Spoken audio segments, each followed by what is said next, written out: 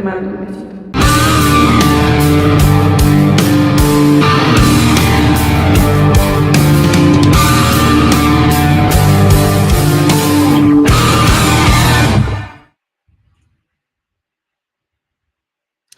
All right, we are on Disco Acid Cult TV.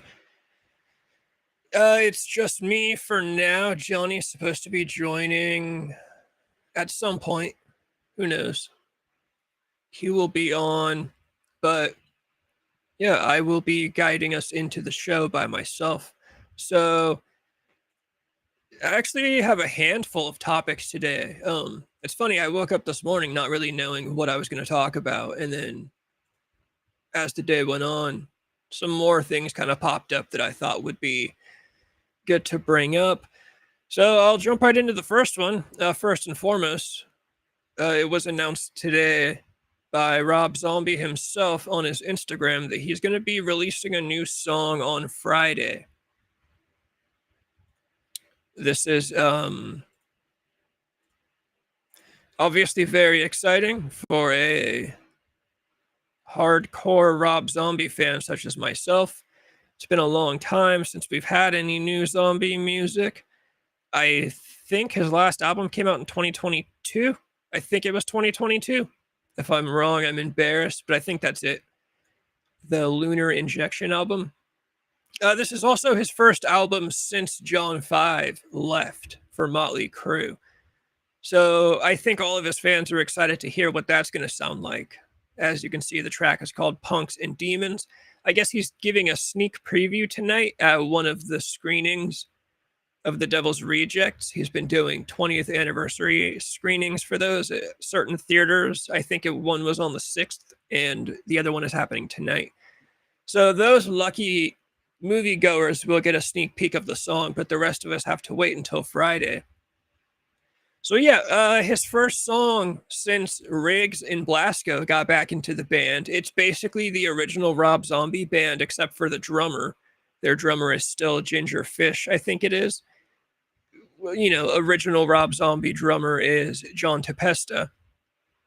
And so, you know, I think a lot of people, I know I am, a lot of the fans are speculating maybe this will sound like Sinister Urge or Hellbilly Deluxe era Rob Zombie. And it might not. You know, of course, you have no idea what you're going to get. It could be anything. Johnny's actually right here, so I'm going to click him in. There he is, popping up on the bottom. How are you? Hey, what's up, man? Doing great. What are you up to? Just chilling, man, in North Carolina, seeing some family, doing some music, man, just getting away from the nonsense for like a good 2 weeks, but got a lot of projects coming up soon. Yeah, hell yeah, that's good stuff. Yeah, man. Dude, I jumped right in. I was talking about Rob Zombie has a new track coming out Friday, I guess.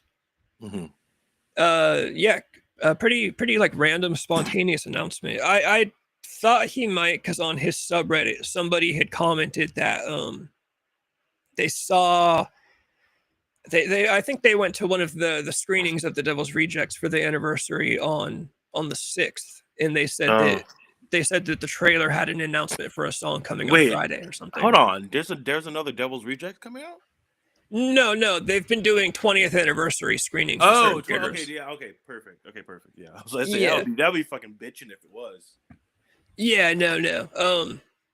But yeah, like I was saying, first track of new music since John 5 left. So that'll be exciting. Speaking of John 5, I figured I'd squeeze this in here in the Rob Zombie category. John 5 was on, you know, Billy Corgan has that YouTube channel where he's been doing a podcast. John 5 was on it today, and it was actually really a fun episode. He told this great story about how he met Rob Halford from Judas Priest. And he said, you know, he went to Rob Halford's house and he had a pack of Reese's peanut butter cups in his pocket. And he was sitting on Rob Halford's white couch, and he realized that the Reese's peanut butter cup was melting and staining his couch. So when Rob Halford got up, John 5 flipped the couch cushion over really quick to hide the brown Reese's stain. He also told the most interesting part of it to me. I was kind of bummed out. He really didn't talk much about his time with Rob Zombie at all. But he talked about when he was in Marilyn Manson, basically everyone was mean to him except for Marilyn Manson himself. He said, like Pogo, when John 5 first joined, Pogo told him, I'm not going to talk to you because you're only going to be in this band for 6 months anyways.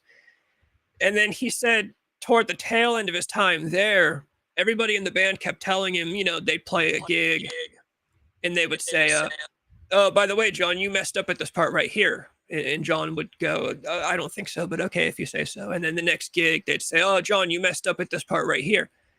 And so he said after enough of that, he went to their sound guy and he said, hey, can you record the show for me so I can listen back to it? And the guy recorded it. And John 5 was like, yeah, no, I wasn't messing up at all. And the next time they came to me and said, hey, you messed up, he's like, I showed them the recording. And then they got really mad at me. And Billy Corgan basically was just saying, yeah, that seems to be, it almost sounded like Billy Corgan wanted to talk shit, but he didn't. But it just, Marilyn Manson and his crew, it just sounds like there's always, or at least back in the day, I'm sure when they were all doing cocaine and shit, there was always some kind of bullshit's going on. Yeah, remember when I think what's funny, it's funny you say that. I didn't know that like everyone was nice to him except for Marilyn, because we remember when Marilyn, they had that like fight. Remember he like kicked him on stage. Yeah. He's like, dude, like get the fuck away from me or something like that. Yeah. Yeah, that sounds like the only time Manson was mean to him, according to him. Yeah, he said everybody was really mean to him and didn't really want to deal with him except for Marilyn Manson himself. And which I guess makes sense. Billy Corgan was talking about how, and I thought this was like an interesting topic. I love Billy Corgan's podcast. Everybody makes fun of him because he talks a lot, but I like when he talks. He says that's kind of shit. The point. Yeah. Yeah. And so, Billy Corgan was talking about, he's like, yeah, back in the late 90s, I had a conversation with Manson, and he was basically saying, Marilyn Manson is not a musician himself. He's more of a conceptual artist kind of guy. He has the big picture idea, but he doesn't sit down with a guitar and write music, so to speak. So Billy Corgan said, I told him, you're going to be limited to your collaborators, right? Like, it's always going to depend on who's in the room with you. So that's going to be kind of limiting. I thought, oh yeah, that's really interesting. And it's got to be the same with like a Rob Zombie, because Rob Zombie said on the Joe Rogan show, he doesn't play guitar, which means I know Rob Zombie's music writing process that he's described is that he writes the music by himself with the producer. He said his band, they don't jam. They don't have practice jam sessions. He just goes into the studio, him and the producer will write all the songs, and then the band will come in and record, which basically sounds like if Rob Zombie doesn't actually play any instruments, to me what that sounds like is the producer and him sit, and the producer writes songs and Rob goes, yeah, I like that, change that, or don't do that. And I'm sure when the rest of the band comes in, I'm sure they change things. Like John 5 is probably tweaking stuff and changing stuff and adding input all the time. But yeah, it just seems like an interesting, I don't even know how you would go about writing songs if you don't like at least play guitar. All rock songs are written on the guitar. Like that is the very first, to me, the guitar is my favorite instrument and the one I wanted to learn, because it's like the script of a movie, right? The script is the very first thing that gets written. It is the skeleton. And then everyone else comes in and changes things, the director, the cinematographers, the sound guys and the lighting guys, but the script is the very first thing that happens. And like, with most rock songs, the guitar is the very first thing that happens, whether it's 4 chords in a certain order or a little riff, Yeah, it's really, it's funny because most of my life, you're right. Like, it's really hard for me to write lyrics without listening to a fucking guitar. I mean, it's impossible because like when you're writing lyrics, I mean, you can write a lot of bitchin' lyrics and then not like it doesn't really make sense with the guitar, like the strings, the melody, the way that it comes in, and even with the bass, like a lot of it is not gonna go in if you don't have a guitar. So how I usually write is like you said, I ask the person that's like my guitarist at the time, and I say, hey, give me like a quick riff or something, like just freestyle it. Like, what is something that you've been working on, and then I use that to write off of it. So if I could say, hey, I want a sad song, so then you'll know that it's a melody in this key or something. If I want a metal song, it's going to be drop D. If I want something that's bitchin' and rock and roll, it's going to be in A. And so it's really hard. Like, you're right. Like, it's really hard to like get songs like that without like someone like that has all this, like you said, like a producer sitting down and saying, okay, this is the way things are going to go. I already have it written down, already have the music for it, and then now you need to do it. Because most of the greatest rock songs that you ever known were usually on a guitar, and it's not, and let me tell you how singers work. So it's not that it needs to be an electric guitar. You just go to like a normal like acoustic guitar and you just start playing it. And then from there you transfer it over to the electric. But yeah, it's really hard to write songs without even having that creative process of a guitar, because rock and roll is the guitar, is the drums. Like other music, it's the voice that makes it. But for rock and roll, it's the music. It's the music comes first in rock and roll. So without the music, the song is not made. Yeah, I don't even understand, or I do now actually. There was toward the tail end of me even writing music. I wrote one song in specific that I said I want to have something with no guitars. Like I basically wanted it to all be electronic and synths, and it was just some little. I'm talking a little demo I made on GarageBand that I never did anything with. But the way I have to write it, I'm a guitar player, so I have to write with the guitar first. So I wrote the song where I basically just had the guitar. I wrote the rhythm guitar. I recorded it, and then I tracked the drums, and then I just started layering on synthesizers and other sounds until I had enough sound that I could erase the guitar track, basically. I would imagine that's how a lot of songs get written too. Like I'm sure like fucking Espresso by Sabrina Carpenter might have been written by just a guy on a guitar, and then they record it, and then they To disagree with that, because I think well, I mean, I'd agree definitely, but what I'm saying is like a lot of these songs that you hear that are pop songs are totally on the piano, and people just yeah. making up things. Some fucking nerdy guy who's really witty and can write good lyrics just does the piano, and he's like, okay, well, this goes together, and then you have a whole team that's here, and they say, okay, well, I think we should put this in and put that in, and then once it's done, they show it to a person like Sabrina or any of the biggest pop stars, and they're saying, "What do you think about this song? Take a look at it." Okay, well, let me change one word, and they change that one word, and then now they're like the songwriter on it. It's like, come on. It's like, but yeah, most of the songwriting is done by professional teams, and usually it's made on the piano. Like even a lot of the song "I Love Rock and Roll" by John Jett, and then before that, I forgot the artist's name that made it in like the early '70s. But that was written on a piano. Nirvana, when the Teenage Spirit thing, that was all written on a piano. It wasn't written on the guitar. I know there's a story where he wrote it. It's like, no, the whole thing was written by a really good team all together, and it was done on the piano. It was dun dun dun dun dun dun dun dun dun dun dun, and it goes up and down, and then they add the guitar and make the drums and everything and rock it out. But yeah, a lot of the biggest pop songs we know are written on a piano, and then a lot of the biggest rock songs we know are written on acoustic guitar. Yeah, piano for sure. I was gonna say I always forget that piano is basically guitar on keys. I had a chance to when I was younger. My grandmother offered to pay for me to get piano lessons, and of course I was young and played guitar and was like, no, that's for nerds. I regret that. Nowadays, I'm not gonna say I can play piano, but I can write a song on a piano or a keyboard or a synthesizer, or I can add to a song with it. You know what I mean? Like I've played plenty of synthesizers and whatnot that I can do something on it, but I certainly can't sit down and bang out a fucking beautiful little, impress a girl out of her panties on a piano. I can't do shit like that. But yeah, yeah, it is crazy. Like the bare bones of a song. And there are a lot of rock stars that don't even play any instrument and they still manage to become some of the biggest rock stars in the world. Like I said, again, Rob Zombie, it's basically, he just talks about how him and his producer just write the songs. I was like almost blown away when he's like, yeah, my band, we don't even jam. Like we don't have band practice or jam sessions. He said they have rehearsals, before they go out on tour and whatnot. I have a theory. I think Rob Zombie hates I think he hates loud noise, basically. So there's a couple stories. There's one, the singer of the Melvins. I can never remember his name, but everyone knows the singer of the Melvins.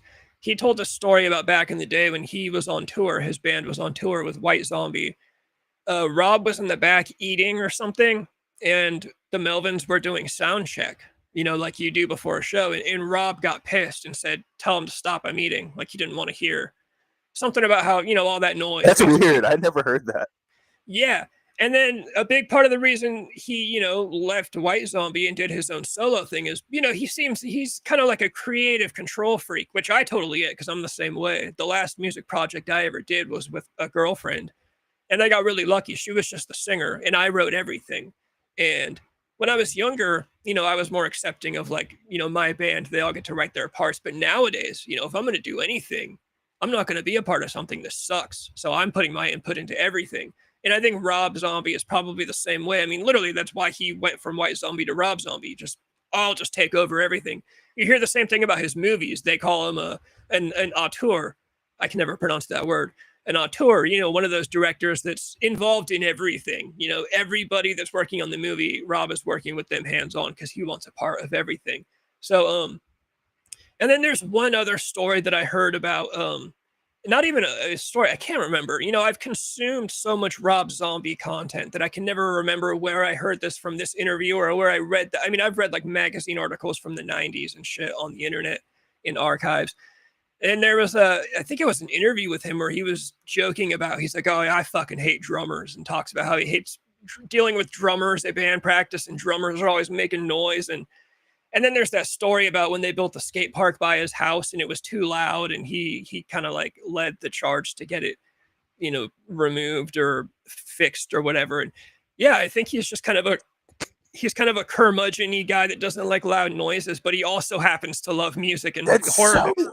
That's so wild to me. Like, that's crazy. Like, I mean, because yeah, he's like, he loves horror. Like, you would think the guy that's like into like, dark shit, horror shit would love like the loudness of rock and roll or drummers or whatever. That's wild. I never heard that. I also feel like if that is true, if I'm right about that, in the same way that he's a creative control freak, and I relate to that, I relate to the curmudgeon-y hating noise because I'm the exact same way. I hate loud noises unless I'm the one doing it or approving of it. So like I'll play a show back when I was younger. I'd play a show and the entire time in between songs when my singer's talking, I'm holding my guitar up to the half stack to produce the feedback and just make noise.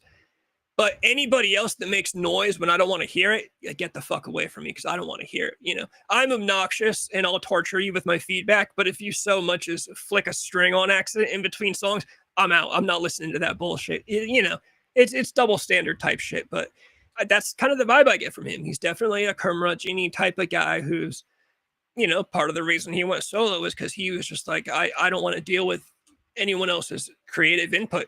And like I said, I'm sure he does take input. Like you don't have John 5 in your band for 17 years and never let him write a single note of guitar. Of course, John 5 was writing solos and tweaking things and giving input. That's why you have John 5 in your band. But overall, obviously, it's Rob Zombie making the calls, like the final cut. Basically, he really has like the best situation for a musician. Him or again like a Marilyn Manson or those guys that just have the final say, just whatever they want. With the wave of a wand, it is done that way. But yeah, I'm curious about the new track. I'm curious about the new music. Like I said, it's the first time with Riggs and Blasco back in the band. I'm wondering if it's going to sound like his first two albums with those guys. Maybe it sounds a little more old school, or maybe it doesn't. Maybe it still sounds like the stuff he was doing with John 5. It could go either way. But it'll be the first track from him since, I think it was 2022, which is funny. That's when I got into him. I'm a late bloomer to the Rob Zombie world. No way, dude. Wow. I always knew about him, since I was a kid, of course, and back when he was all over MTV and I was growing up and, sneaking listens of Howard Stern and whatnot. So I always thought he was cool. I was always aware of him, but actually getting into him, it was in 2022 when I was like freshly clean off of drugs and just like trying to look for stuff to get interested in. Same with horror movies. I got into horror movies and Rob Zombie at the same time. And I remember because right when I got into him, he was promoting his release of the Lunar Injection album, which came out in 2022. So that was really my first, my first new album. The first, when you get into someone new, in the first new album they drop after you get into them. So I was really into that album for a while. King Freak is a great track. Crow Killer Blues is one of my favorites. And I love his albums because he's one of the few guys that still does. Like he'll release it on CD, and you'll get a booklet full of art. Like the way CDs used to be. It's not just going to be nowadays they have like one single sheet and then with the artwork. Now he still draws everything, and it's a whole booklet, and there's just artwork and drawings and scribblings and writings, and he really does the full album release the way that you're supposed to, that we just don't get anymore because I get it in a lot of cases when bands are broke. It's not like they're making money anyways. Like, well, I'm not going to waste money on a full booklet full of artwork in my album. So I get it, but he's got the money to do it. He just recently, funny enough, there was like an article on a real estate website, and he sold one of his properties, this like house in Los Angeles for like $9 million. It was like on a compound, and it had like 2 houses on it. I was like, damn, I always knew he was rich, but I never really knew how rich. Yeah, sold this property, $9 million. He never, and crazy shit. I've always theorized that Rob Zombie, Marilyn Manson was obviously a bigger rock star in the music world. Rob Zombie, you could say, got, because he directed movies, maybe he became a bigger Hollywood name. But as far as music and rock and roll, Marilyn Manson, was bigger than Rob. Blows out the water. Blows out. I mean, I never really, what's funny? I never really was in like the White Zombie or Rob Zombie's music at all. Like, I think his movies, horror movies, were like up here. Like, my first time obviously I was into all his early horror movies and stuff, but when he did, I was surprised actually when he did Halloween, which is my favorite Halloween. Like, those are my favorite Halloweens, when he did those 2, the ones that came out in like 2007. Do you remember those? Or yeah. Those are my favorite Halloweens now. And that's crazy to say, knowing that you have the original. Yeah, no, my hottest take ever is that his Halloween 2 is my favorite Halloween movie. That's the one that everybody fucking hates. I thought it was great. Movies. It's not. How does it deviate from like the old ones? I mean, the Season of the Witch from the Halloween 3, the early ones. I mean, I don't like, how does it deviate? Like, this guy has this superhuman strength. Like, you have to go into some kind of spiritual stuff, otherwise, it's nonsense. Triple E, yeah, exactly. They always do. Like I said, album releases the way they used to be. There's artwork, there's kind of a gimmick, there's characters. I'm obsessed with Rob Zombie. I've got all of his movies. I own House of a Thousand Corpses on like fucking 7 or 8 times, different releases, Blu-rays, editions, but what I was gonna say was, obviously in the music world, Marilyn Manson grew bigger than Rob Zombie, and I've always kind of thought it's because Rob Zombie could have gotten there, but he's too low key. There's really no drama stories with Rob Zombie, whereas Marilyn Manson was doing cocaine and fucking going on Bill Maher and getting blamed for Columbine. Rob Zombie, being the curmudgeon guy that I suspect he is, he goes out and plays the show, and then he goes home and he's in bed by midnight. That's the type of guy. Right. So he was never going to reach the Marilyn Manson height because he doesn't do controversy like that. He doesn't do he's not going on Bill Maher and talking about politics and doing cocaine, and he's just got his wife in his movies, and he's in bed by fucking 1 a.m. at the latest, whereas Manson was out all night doing whatever the fuck he was doing. There's actually Seth Green was just on Bill Maher's YouTube channel, and he told a great story about Marilyn Manson punching Andy Dick in the throat at a club one night. And Seth Green said that. He was like, yeah, Manson was that guy. If you got too close to him or you were just talking too loud in his ear, he would just punch you. Like, I like to hear it. Dude, I would love to be a fly on the wall if I could see that. Because Andy Dick truly lives up to his name. Like, he's really a dick, dude. Oh, yeah, Andy Dick is... Have you seen the one where he's, like, feeling on Ivanka Trump's legs? And they have to, like, pull him off? It's so funny. That's classic stuff. He was never going to survive this era of, cancellations and whatnot. No way. All right, the next one I got... I was just going to throw it in. Again, I know no one else is a fan except for me and Taylor Swift, but I do have a theory that I think you can at least get into. I think you understand. I talked about this a little bit on Monday, but I'll bring it up again. I think she's too big for her own good. I don't know if you've seen it, but her recent album, it's been getting a lot of backlash. A lot of fans don't like it. They hate the lyrics. So a lot of people don't even like the music, which I agree with. The music is not great. The lyrics are trash. But then I think no matter what she does, like how can you live? I mean, she is basically an entire subgenre of the pop culture world itself. Like, her album releases are like events. She set the record for like most records in one day or something. She sold a ridiculous amount of records. people are saying she's the greatest selling female artist of all time overall, which is not true. Madonna does still take that spot, but Taylor Swift is, fucking right up there. But yeah, she's too big. She's almost a meme at this point, and people that like her are almost memes at this point, and people that hate on her are almost memes at this point. Like, what can she do at this point? You know what, man? Like, I know you're a big Taylor Swift fan, but like, I think it was gonna come. Like, as I said, I think I said like one of the first shows I was on when we talked about this. I was like, it's gonna eventually, blow up in her face, kind of, because it's like I think what Taylor Swift represents are a bunch of basic girls who didn't have anyone to look towards, because you had like the Lady Gagas and all these people, and a lot of them were like eccentric, and they're just kind of like, where's the music for us girls that are just in the suburbs in Pennsylvania, that, don't really do much, don't really have a style. And she made music for that. And then that whole TikTok craze of Swifties really is what's up? Don't call me Francis. So Francis. It's like that really, to me, kind of showed like, oh, okay, I see exactly. Yeah, we're still talking about Taylor Swift. Could you believe it? It'll be quick tonight, Francis. But no. I love talking about this subject because here's what I say: Taylor Swift is a good businesswoman. She's one of the greatest business women in show business that I've ever seen. However, her talent, like, to me, I know I'm saying this as I'm fucking in Hollywood trying to make it, and I'm not going nowhere. But like, it's like from understanding music history, like, it's like she doesn't really have the talent to stay on the top. Like, she got lucky to ride a wave of social media and people that love her music, and then basic women, because that became a thing. It became like, when you become a basic woman, it became a thing of, oh, we love Taylor Swift, and Taylor Swift is the definition of a basic white girl, and that is what caught. To me, that's what caught on, in the conservative kind of comeback era.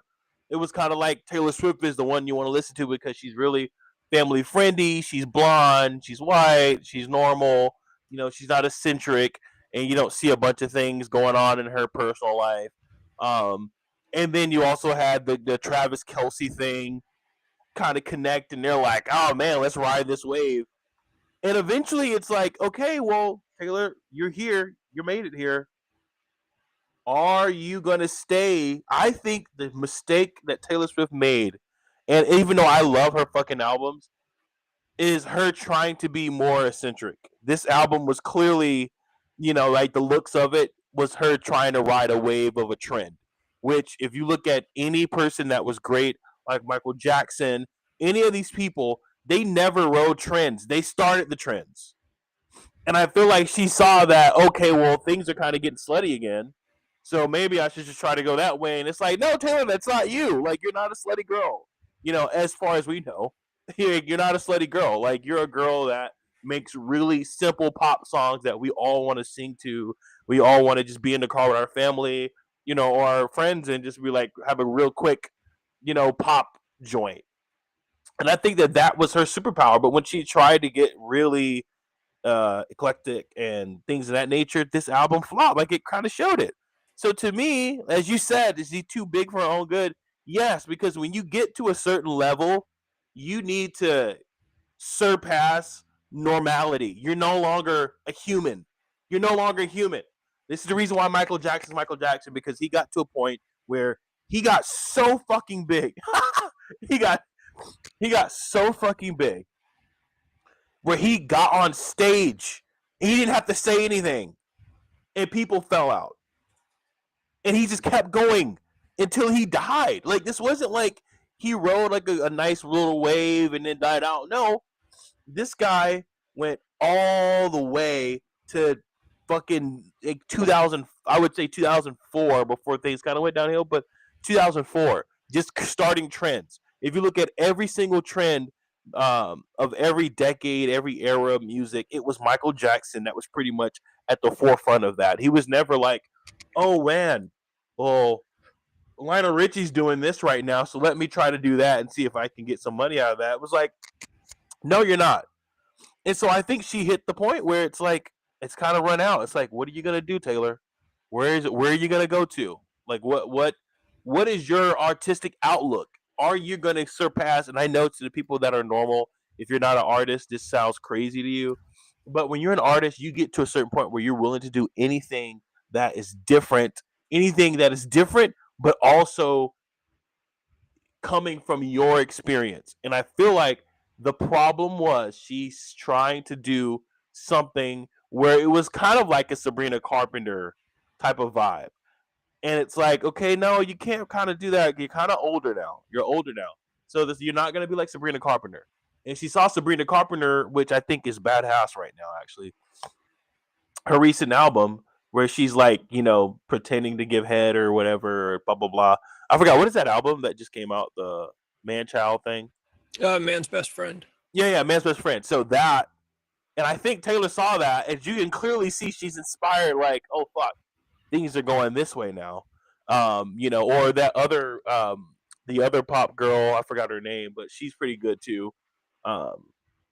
And it's like, I think her luck has ran out. I think she did her little thing, but eventually you get to the top. It's going to show whether you are a legend or not. You can be really talented, but are you a fucking legend? It's definitely true that she's not. For instance, yeah, I've seen Lana Del Rey's normal ass like Mexican alligator handler boyfriend. That dude's hella funny. It's so cool that she's with him. He gives hope to the normal guys for sure. It's definitely true that Taylor Swift is not a trendsetter as much as her fans would like to think so. And I am a fan. I'm not a Swiftie. I'm a huge Taylor Swift fan. I've loved her since 2008, but I'm a realistic fan who is actually a musician. And yeah, she's not a trendsetter. I've always said her best stuff is her relationship stuff. That's when she's at her best, is when she's dating, when she's in and out of tumultuous relationships. Yes. She's writing lyrics about, I described it on the last stream.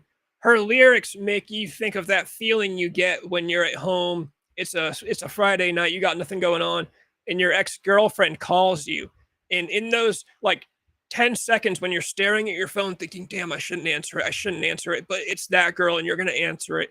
That's Taylor Swift lyrics. It's the forbidden love. It's that forbidden romance. Like, I know I shouldn't do this. It's going to end bad, but I just fucking love this person. So I'm going to go for it. That's Taylor Swift. When she started jumping on the feminism trend, when she started doing the modern day, girl boss, if I was the man, I mean, she's got that song. It's like If I Was the Man or something. It's a good song, but the lyrics are such a joke, considering that she's a billionaire talking about if I was a man, maybe my life would be easier. You're a billionaire. You're a fucking billionaire. Like, not only stop. that, not only are you a billionaire, but you were born into a multi-million-dollar family. Your dad bought a fucking record label to start your career. You're talking about if I was the man, you are the man, motherfucker. So, she's definitely not a trendsetter. And this album, the lyrics, that's been the main thing people are talking shit about. She's older. She's obviously old and not cool. She's using outdated slang. It's not working. Right. And I wanted to add to that. Like, since Francis brought up Lana Del Rey. Well, look, remember Lana Del Rey? Remember when she started going down? She's a trendsetter. Yeah, she's a trendsetter. But remember, she had went down a little bit when she started to do the conservative stuff and wanted to cover up a little bit. Like, it kind of halted her career a little bit because people are like, okay, I don't know about this, Lana. Like, we know who you are. And it kind of halted her career. And so I'm saying this about, like, I could look at musicians and see when their career usually halts is usually when they're doing things that are not honest to them. But the thing about Lana Del Rey is, even when she's such a trendsetter that even when she did the conservative thing, you had some people come out and like, oh, well, maybe we can go this route. And it lasted for about a year. But obviously it went back to, being slutty or whatever. I think one of the biggest pop stars right now that I think makes good music, and it reminds me of Britney Spears, is Tate McRae. I don't know if you guys have listened to Tate McRae, but I think she's really, like, she's one of those where she has a lot of potential to be like the Britney Spears. Yeah, she's hot as fuck, dude. My sister likes her, and my sister's 15, so when she likes one of these singers, I know. Right. It's like Tate McRae, she is that girl that's like, man, that's like a Britney. She can dance. She can also sing. You see, Taylor can't really dance. She can do a little twist or whatever, but it's not in her to dance. When you can dance and sing, and then she's that age, and she's like interesting people that are like 15 years old. I think that is what you want. That is the pop star, and I think Taylor. I think the reason why she got so big, yeah, yeah, and I think the reason why she got so big is because social media really that wave, that like Swifty thing that happened on TikTok really got her to where she needs to be, and then the Netflix documentary Miss Americana, which is fucking amazing by the way. I think that got her really lucky. Like so she's lucky to have like gotten that, and that is what got her $1 billion, to be honest with you. Like she's really lucky. And I think that was a nice wave, and she was smart to ride that. I don't know what's going to happen now, but I feel like now what's going to really happen right now is she's understanding, oh wow, like you have that hump that most artists that hit their mid-30s do. And I think that's that like, okay, I really need to figure out what the fuck am I going to do now. And I think that she hit it, and she was like, okay, you get so big, you can't stay there. And so I mean, we'll see what happens with her. I would say over the next 5 years, which I assume the next 2 years that she's going to, or 2 or 3 years, she's going to completely disappear from the public. Like she's going to completely disappear and figure out what's going on. And I don't know about this. I know this is fucking controversial, dude. But with her husband guy trying to pretend to be a fucking meathead, and he's like stop, and he's trying to get this like dumb masculinity thing going on. With that, God, we will talk about that. But Anyone wants to talk about parties? Parties, yeah, we'll talk about that. But yeah, like I feel like so the thing about like Taylor Swift, I feel like it's now at the end, and it's like I think that the Kelsey thing is going to come to an end. I mean, I don't want to say this, but I may be putting my ass on the line right now, but I feel like the Kelsey thing is going to come to the end because obviously she's going to see, wait, so being with this guy didn't fucking get my album anywhere like it was supposed to. And I feel like the wave is going to the end. And so the way that she sung about him in that song where she said, I'm going to drink the brown whiskey you like, or whatever the fuck it was, like, I think that like, you can kind of feel it coming. Like, I don't know. It's like she's going to just be like, oh, just irreconcilable differences, irreconcilable differences. And I think that is where it's going to head to.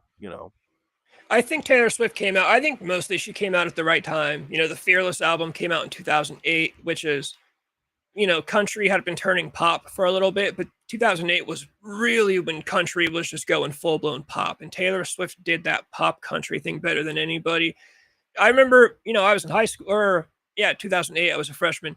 She had great, Francis, this will be the last thing that I say, and then, we're going to move on. She had great crossover appeal. At the time, me and my buddies, we were into MySpace, A Rocket to the Moon, Never Shout Never, Forever the Sickest Kids, Artist versus Poet. I mean, A Rocket to the Moon basically changed their genre because they were so influenced by Taylor Swift.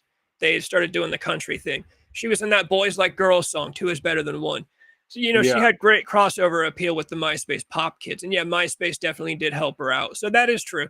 She definitely, you could say she's one of the luckier people.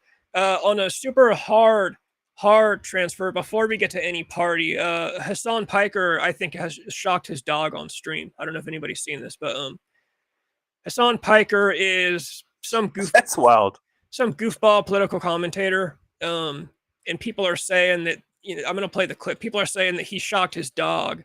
Emblematic of all of America. So he streams, and let me shrink us down a little bit so we can see the dog. I might even just take us all the way out of here, or at least down here. So you can see his dog back here. He's on stream. You'll see when his dog starts. Apparently, he likes his dog to sit in the screen on stream. Apparently, that's his thing. I don't watch this guy. I just know that he's a goober who claims that we should all be socialists and communists, yet he lives in a multi-million-dollar mansion in Los Angeles. Very typical. As much as I love John Lennon, it's John Lennon saying, give up all your possessions, but I'm going to be one of the richest men on the planet. So his dog starts to move around, and then you'll notice Hasan Piker, you'll see on this side, it looks like he's reaching for something, and then his dog yelps and sits back down. To me, it's obvious. Because much more consequential violence. Okay? It's the same reason as to why America, Kaya, please just fucking go. Just stop. Yeah, you see that? You watch this arm? Just stop. Please just fucking go. Just stop. That's so wild. And then people are saying that some people like Jesus zoomed in Christ, on the what are you collar in doing? a different part of the You're stream, being and they're such a like, baby. dude, that's a fucking shock collar. So that's been this big controversy with him, is that he shocked his dog on stream. So the funny thing is, I don't think shock collars are like inherent. Like, of course, people on Twitter are like, oh my god, that's abusive. I wouldn't call that. I don't know. What do you guys think about dog shock collars? I think it's what it's for, to control your damn dog. I mean, it's wild that he did it on live, but like, that's what. Yeah. I don't see a fucking issue with actually doing it because that's what it's for. I mean, it's not illegal. That's what I'm saying. I don't think they're quite dog abuse. Obviously, sure, you could abuse your dog with a shock collar if you're just nonstop going at it. But if you're using it for training purposes, Hasan is obviously being a dick because, yeah, it's on live stream. He wants his dog on the stream so he looks cool, like I've got my dog. So he's obviously not training the dog. It's, he's an asshole. Bad move. Definitely an L for him. But no, it's not dog abuse. I mean, yeah, that is what it's for. Although I would say it should be used for training. That should be like a training tool, like a last resort. Like, let's say you have a dog that's disobedient, you're having a hard time training it, get the shock collar. Fizz, I knew you'd have a good opinion on Hasan Piker. He shocks his dog to keep it in frame. Yeah, exactly. He wants the dog on frame because it makes him look like a cute dog person. XQC broke it down. Reddit found the shock collar online. Okay, yeah, I saw a picture of the collar too that someone had posted. Yeah, I know he's a goofball. He is the nephew of Cenk from the Young Turks, and Which Chink has been making a little turn. I like it. Like, he's been kind of going into like the middle now. I kind of like that, about the Young Turks. Like him and Anna Kasparian is like, I'm like, wow. I love the middle ground that they're kind of in now. But yeah, dude, Hasan has always been a little bitch, dude. Like, he's just he's so annoying. He just reminds me of that annoying guy who, grew up with everything that he could want, but he's like I then said, pretends to be. He's like, oh, I'm so socialist, and I'm like, yeah, you're champagne socialist. That's what you are. Exactly. Like I said, like you said, yeah, exactly. Champagne socialist. He lives in a multi-million-dollar mansion in Los Angeles, talks about how we should all be socialist and communist, and quite literally calls for political violence all the time.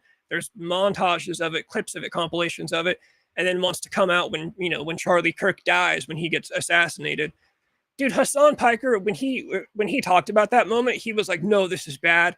Bro, he only cares because now he's a target, because now he sees the next target. Like, if there's gonna be a left-wing target for an assassination, Hasan Piker's right at the top of the list. Cenk, I'm always torn on Cenk. I like him more nowadays. He does seem to be turning. Sometimes I don't know how genuine I think it is. I like Anna Kasparian better. One, because she's hot, of course. But two, I believe her turn. Like, she's made a switch. She even told a story about where, she was a hardcore leftist, and she said she lives in some apartment building, and some old man was her neighbor, and she really liked this old guy. They used to hang out, and she'd run into him in the hallway, and he was just the nicest old man she could have ever met. And then she said one day, after like months of knowing him, she learned that he voted for Trump. And she's like, I really had to think about it. She's like, does my opinion change about this guy that I've been very good friends with, as my, very neighborly for months, or is he still the same person?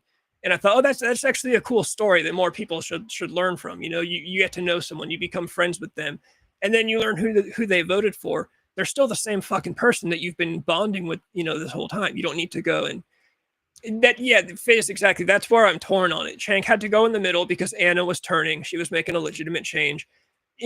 So I'm torn on him. I like Cenk better than Hasan Piker, obviously. Hasan Piker's just a total goofball. The bacon grease jokes. Yeah, it is the funny bacon grease. He looks. But yeah, Anna Kasparian, I do like her. I do like her. I follow her on Instagram. She's cool. She's a total babe. And she seems like you could actually talk to her. And Cenk, like I said, yeah, torn on. Obviously, I like him more now. Like this antics. His antics is so funny. He is funny. He does. He's get very always serious. like, "This is crazy. I fucking." He's like fucking blows. I'm like, dude, there's no way this guy isn't on coke every fucking show. Oh, There's no way this guy isn't coked out every. I hope he is. I would like him a little bit more if I learned that he was doing coke before his He show. has to be. There's no way. Francis coming in hot. All these pussies talk all the shit online. You wouldn't dare say the shit in front of people, then gets mad at his dog because he doesn't sit in the fucking frame. Yeah. Yeah, no, exactly. Hasan Piker's the same. Yeah, wants to talk about, got them until literally there's a clip of him saying like, oh, got the capitalists until the streets run red with their blood. Some crazy shit. And then you wouldn't even have a career, dude. You are a fucking capitalist. Well, Shut it's the like, fuck bro, up, you if pussy. you saw blood in real life, you know, like I always say, if these guys saw blood in real life, they'd be the first people to run away and cry. Yeah, Anna Experian in 2016, back when she was a total goofball, that was a funny, her freaking. I think she was just younger, and she was just kind of still like for sure, kind of crazy single woman, and you know she found a husband that dicked her down really good, and then she moved on. It was like, oh, this feminist shit can go away, and then she also almost got raped in L.A., and that is gonna fucking change everything. That's gonna change everything once you actually see. The thing is, it's one thing to say things, and then like you really never experienced anything, but then when you actually experience it, that's when it changes your mind, and you're like, wait, so these things are a little bit more nuanced. Oh, that story.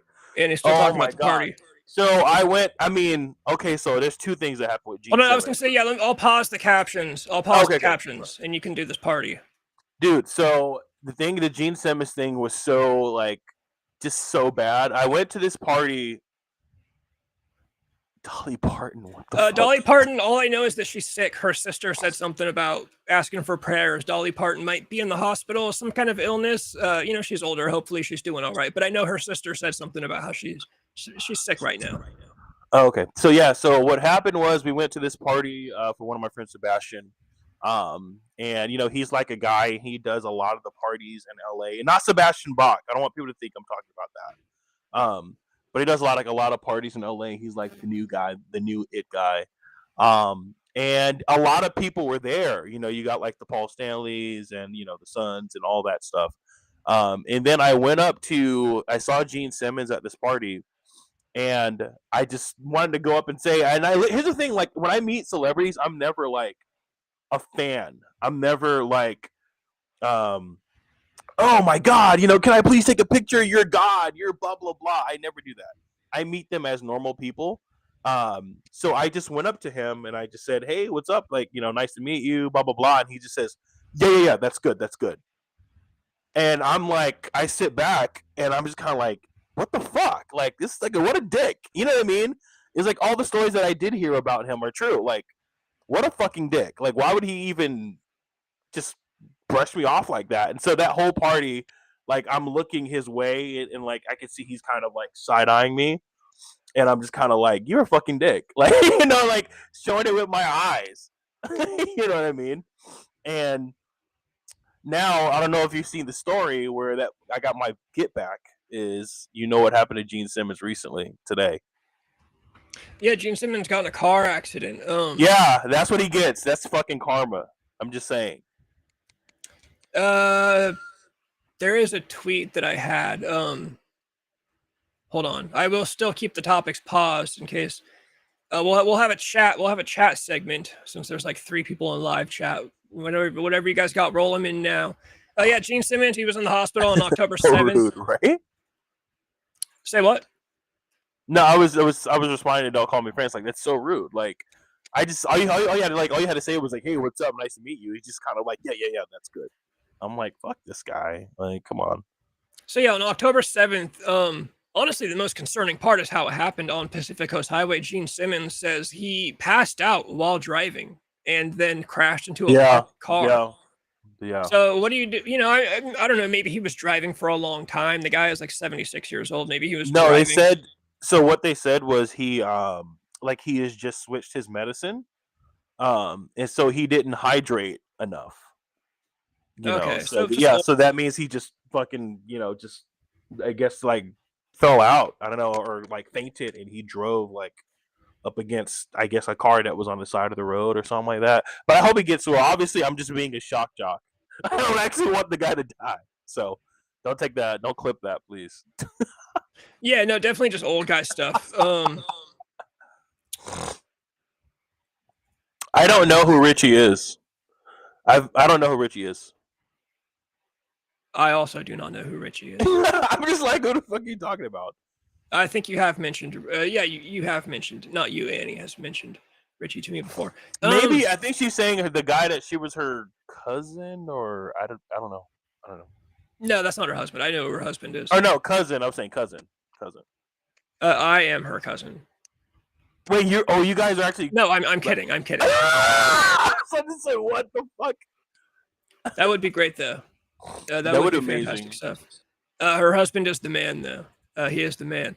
Terrible at responding to reels, though. By the way, I will say, Annie, your man, your husband, he is one of those guys who will send you reels, and then when I send reels, which I don't send him reels very often, but when I do, he does not always laugh react to them, and I want more laugh reactions.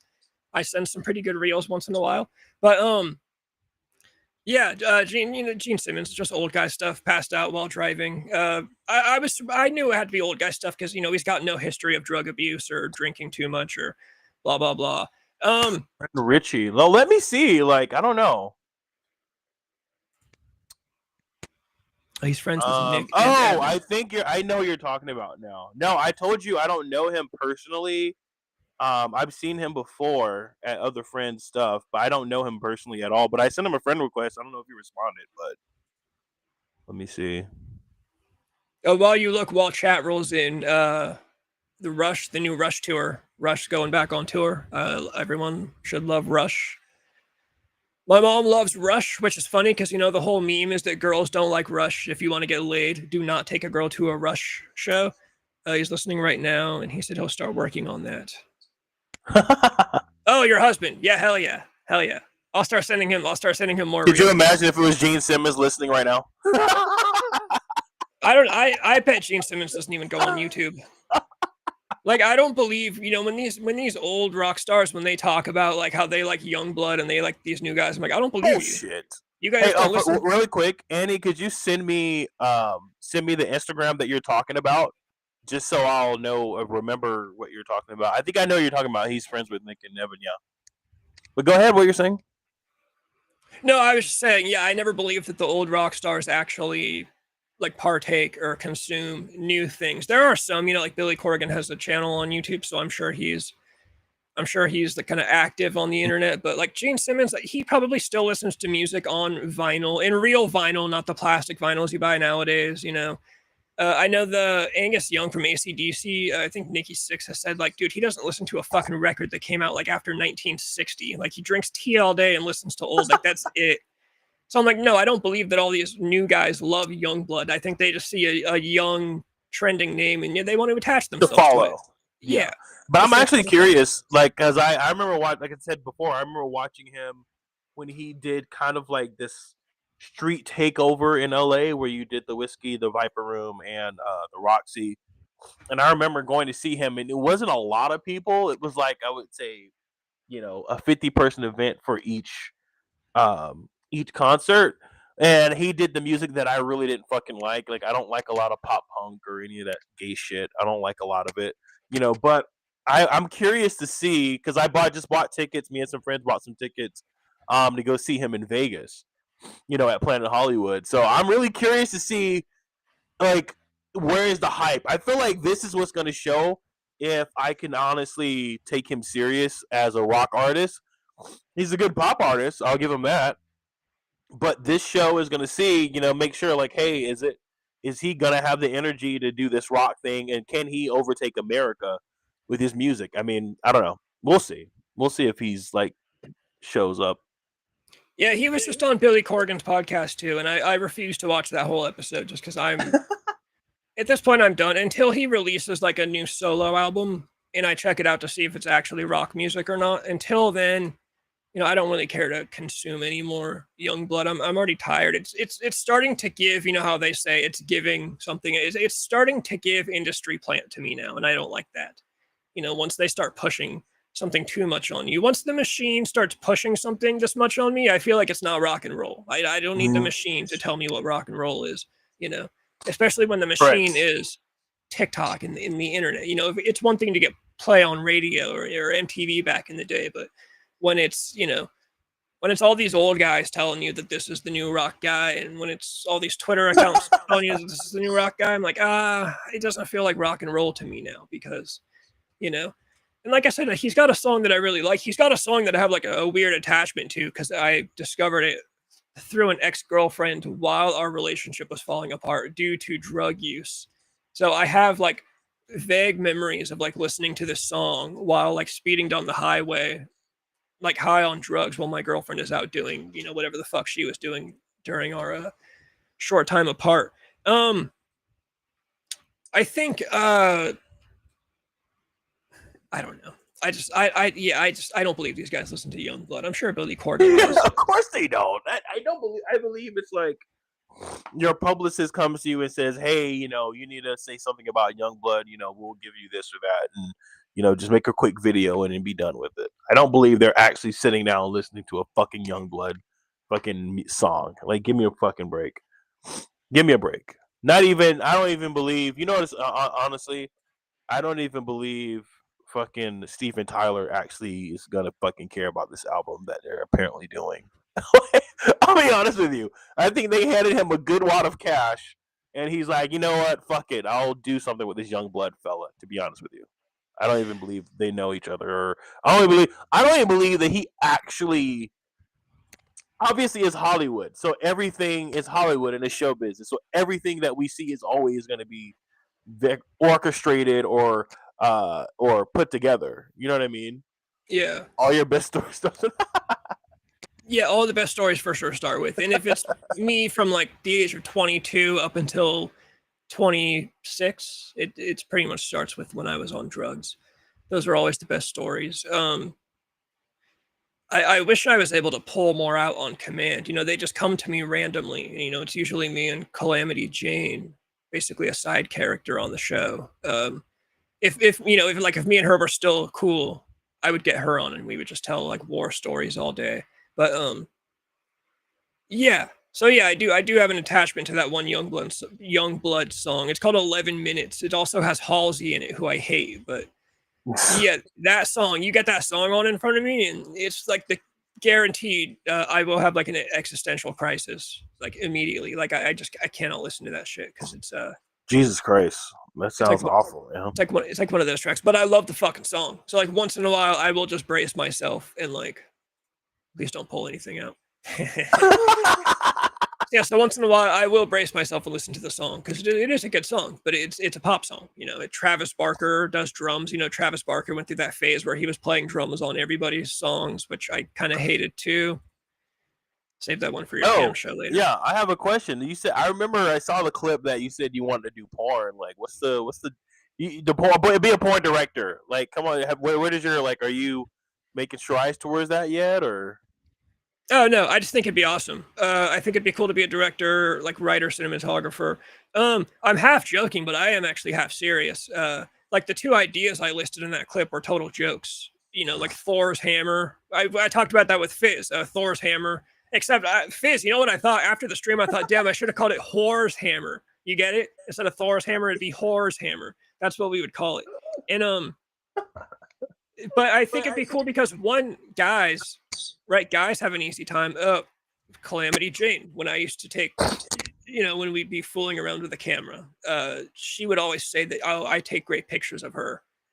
And I'm like, yeah, because I'm a dude. So like dudes know what you want to see in a picture of a naked chick or in a video of a naked chick. So that's just all guys have it in them. But then too, I also do think it'd be cool to make a movie. I've always wanted to like write or direct movies, but like not a porno or like a sex movie, but something similar to where there is a lot of sex, except the sex scenes would only be like, like 2 minutes or less. Like I don't want to do like there's a great porno film from the 80s called New Wave Hookers, and or something like Deep Throat or Debbie Does Dallas, where it's actually a full Deep Throat's fucking amazing, dude. But what I would do is instead of like full blown 20-30 minute sex scenes, I would just do like 2 minutes, but you would get full full everything on camera. It would just be for like 2 So or why 3 don't we minutes. do it? What's the problem? Why don't we do it? Why don't we do it now? I have no girls to star in the movie. I have I have a no. lot of girls here that can fucking star, man. I mean, what do you chat? What do you think? We should fucking get on that. No, I mean, I don't see the problem. Yeah, as long as they weigh 100 pounds or less, I'm down. I'm gonna get some fucking oil for you. I don't even think I could direct a fat chick. I wouldn't even know what to tell her to do. Stand in the corner and watch while we direct this fucking movie. Maybe a stunt double. Like anytime you have to do some hardcore shit, you cut in the fat chick and then kick her back to the corner. Dude, I would love. Dude, honestly, like, I think this would be fucking great. To be honest with you. I think there's that movie X that came out in like 2023.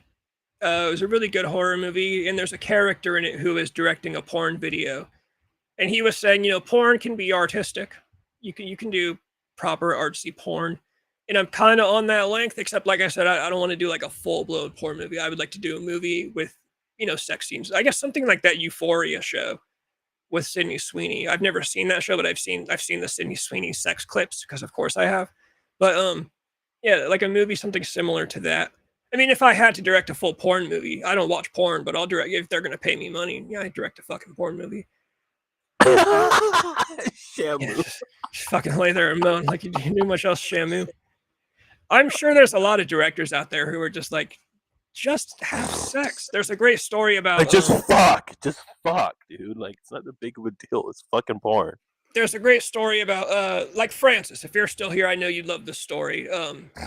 Nick Castle, the original Michael Myers in the original Halloween, said when they were making the movie, John Carpenter is just kind of a no bullshit kind of guy, and Nick Castle said when the first scene where you see all of Michael Myers, right? Like he said, in most of the shots for the first half of the movie, you just see like his mask, or you see like half of him, or you see like his feet or something. He said in the very first scene where you see his full body and you see him walking, which is him walking across the street over to one of the girls' houses, Nick Castle goes up to John Carpenter and says, "Hey, how do you want me to do this? Do you want me to walk a certain way? Do you want me to carry myself a certain way?" And apparently John Carpenter goes, "Just get over there and walk, for God's sake." And that's how Michael Myers came to be. Like John Carpenter saying, "Just fucking walk." I bet you there are so many porn directors, like when Riley Reid is like, "Oh, what should I do?" And they're like, just fuck him. Like, just God damn it, just suck. Like, just you know what to do. Just fucking suck. Like, it's so simple. Yeah, you just act like you're enjoying it. That's all. Which half of them already do that anyway. Have them like literally. I've done PA for some sets, and like half of it is just like cut. All right, you're gonna make this noise. You're gonna do this move. All right, cut. All right, now do the next move. Cut. Go to the next move. Cut. Say this. Cut. Like it's like a lot of them aren't even fucking enjoying it. Yeah. I mean, obviously you're feeling something, but like you're not like it's not like an enjoyable. I mean, unless you're getting a fucking gangbang, I don't know if you fucking enjoy that. Well, no, but like, the but thing you can is, feel it when their legs are shaking. You know it. Well, I do believe there's acting involved because I don't believe for a second that Adriana Chechik is attracted to like the 54-year-old black man with a huge dick that she's fucking. Like, I'm sorry. Yeah, because you know what? How I know that is you can kind of see when you're watching, right? You can kind of see them like the black dude, the 54-year-old black dude, the big cock, like go in and try to make out with her, and she's just kind of like, you know what I mean? Kind of like grazing with them, and she doesn't actually like this. She's like, dude, I'm here for fucking money. Like you're right. Like you can fucking tell that she's not into the fucking guy immediately. She's just doing fake screams, but she never gets personal, like hugs him or gets personal with him. You're right, Bob. Yeah, or when they do it, they're acting. So yeah, I do. There is some merit in saying that these porn stars they are doing some form of acting. It's nothing incredible. Every girl pretends like she likes sex at least once in her life when she doesn't. But yeah, that is true. A dick on a chick's face is romantic as fuck. But yeah, no, it's like these girls are very pretty girls. Like Riley Reid is a very pretty girl. Like she could, if she was never a porn star, she could go out and have any guy she wants. you're not going to convince me that she's attracted to the, these girls fuck like up to like 50, 60-year-old dudes. Like, because I have a theory. First of all, you notice in a lot of porn videos, they get these really ugly dudes with huge dicks. And what I used to think was, do all ugly guys have huge dicks? But then I started thinking, I think they intentionally get ugly men because it makes the girls look sluttier. If they get the ugliest motherfucker in the world to fuck Riley Reid, it makes normal people like me believe that, if I ran into Riley Reid at the grocery store, I have a chance with her. If she'll fuck this 60-year-old ugly ass motherfucker, I'm not that bad looking. I have a chance. And it also just makes it, kind of like fetish level, like, oh, she's just fucking this ugly ass wrinkly guy. I think they intentionally choose ugly dudes because it makes them look more achievable. It's a very weird form of entertainment. I don't understand how prostitution is illegal, but if there's a camera there, it's legal. That's literally it. There's a Family Guy joke about it where the cops bust a hooker in a hotel room. And they go, oh, look, there's a camera in the corner. And the cops go, oh, okay, perfectly legal. And then they walk away. Like, it literally is prostitution. It is money. It's sex for pay. But there's a camera in the room. So all of a sudden it's legal. Weird American laws that just make no sense. You know what? As I always say, I have that saying where it's like, it's illegal to fucking buy sex, but then it's like legal to, I don't know, fucking... like America, all they want is your tax dollars. Like, that's all they want. They don't really care about, the morality of anything. Because like I said, you can go to a UFC event and see someone's face get beat in, fucking bruised, fucking something broken into them. You could go watch sports, but like, God forbid you pay for sex. What is the issue with paying for sex? Like literally, like what, like why is that a problem? Why not legalize it? And obviously, you want to make rules to keep it like in Vegas where it's like, you have buildings you can go to, you have companies you can go to, and you can get laid. You have girls that are waiting for you. Not only does it make it safer, like it's also cleaner, to do that. And you're going to get rid of all the cartels and all the fucking, the dark money that's going into it. And you can also get the tax dollars from it. But it's like, I don't think America knows if they can make... How do you keep sex work out of porn? I don't get porn. But like, yeah, it's like it's like I don't understand why it's not legal now. I don't understand. Like it's 2025.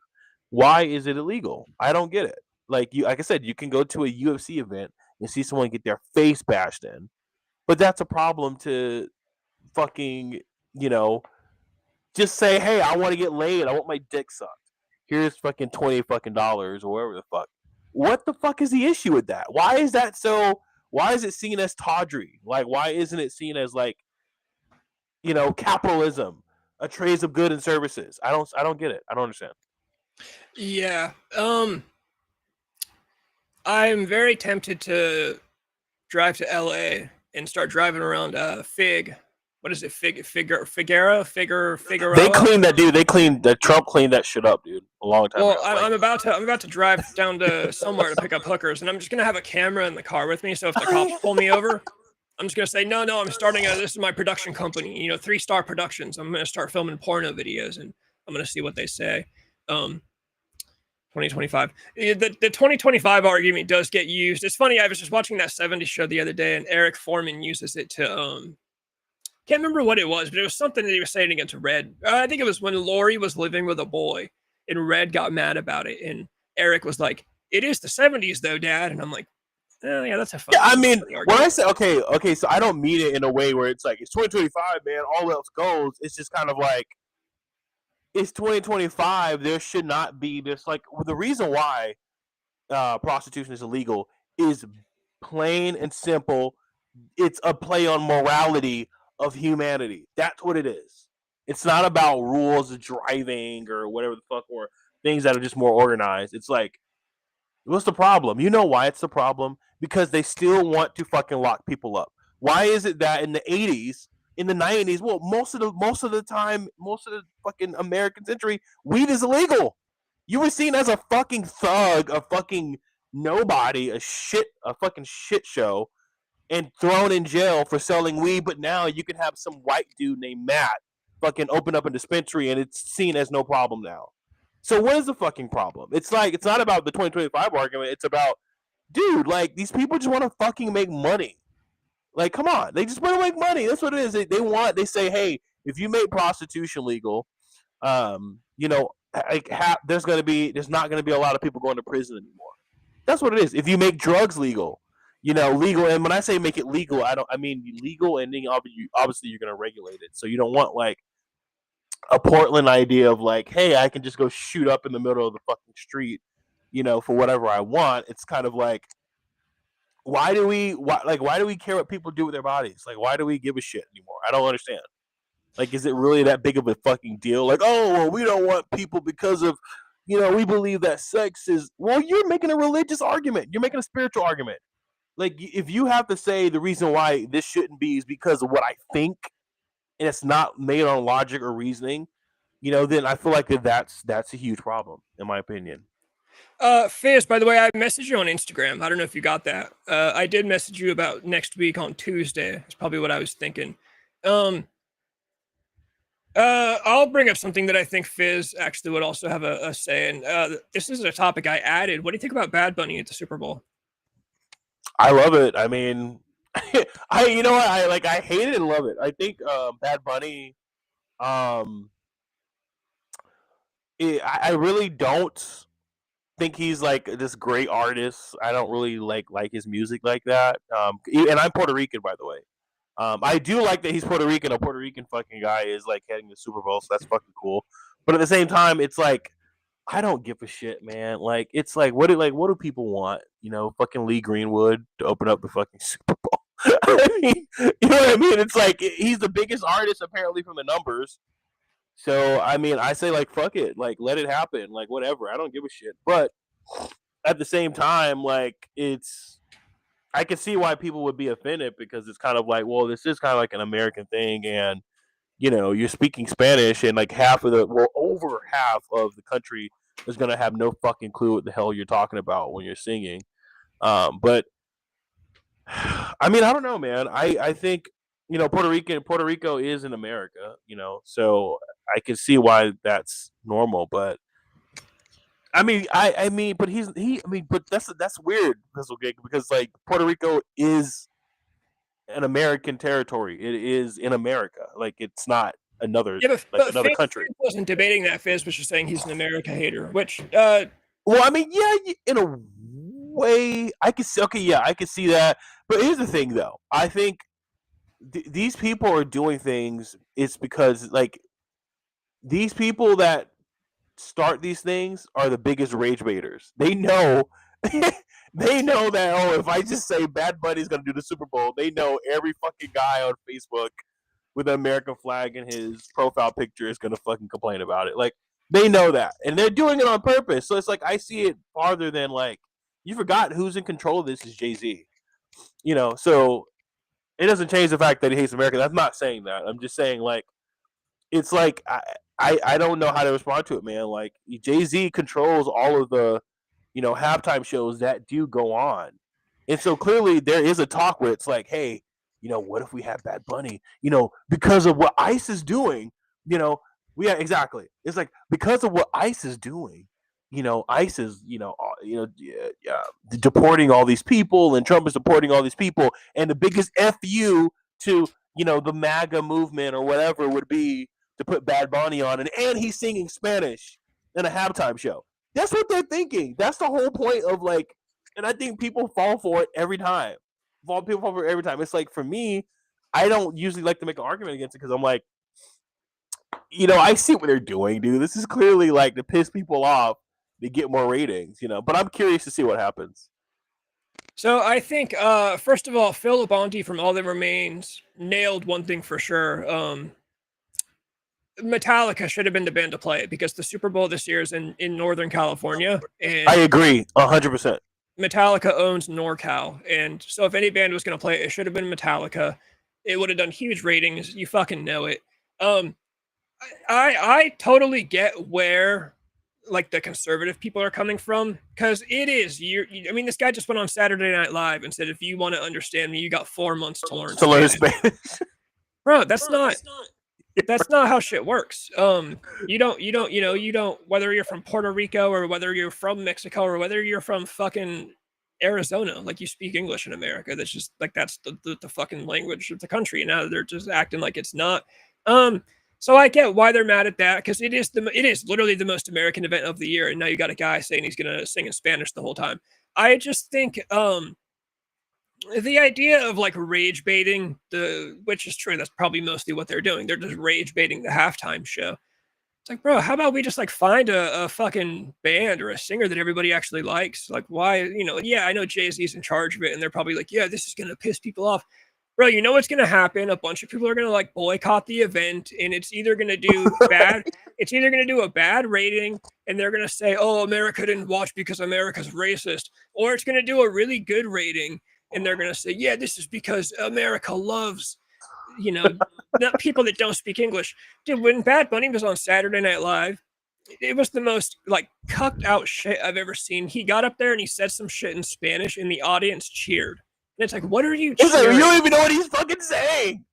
For all you know, this guy told you that he fucked your mom, and you just cheered for it. Like, what are you guys doing? Like, people in this country are so desperate to be like anti-America, and I'm not even the patriot guy. I do have American, like I have an American flag patch on my jeans just because I like the design. It's 1970s rock and roll. I've said that. I use the American flag logo because it's 1970s rock and roll.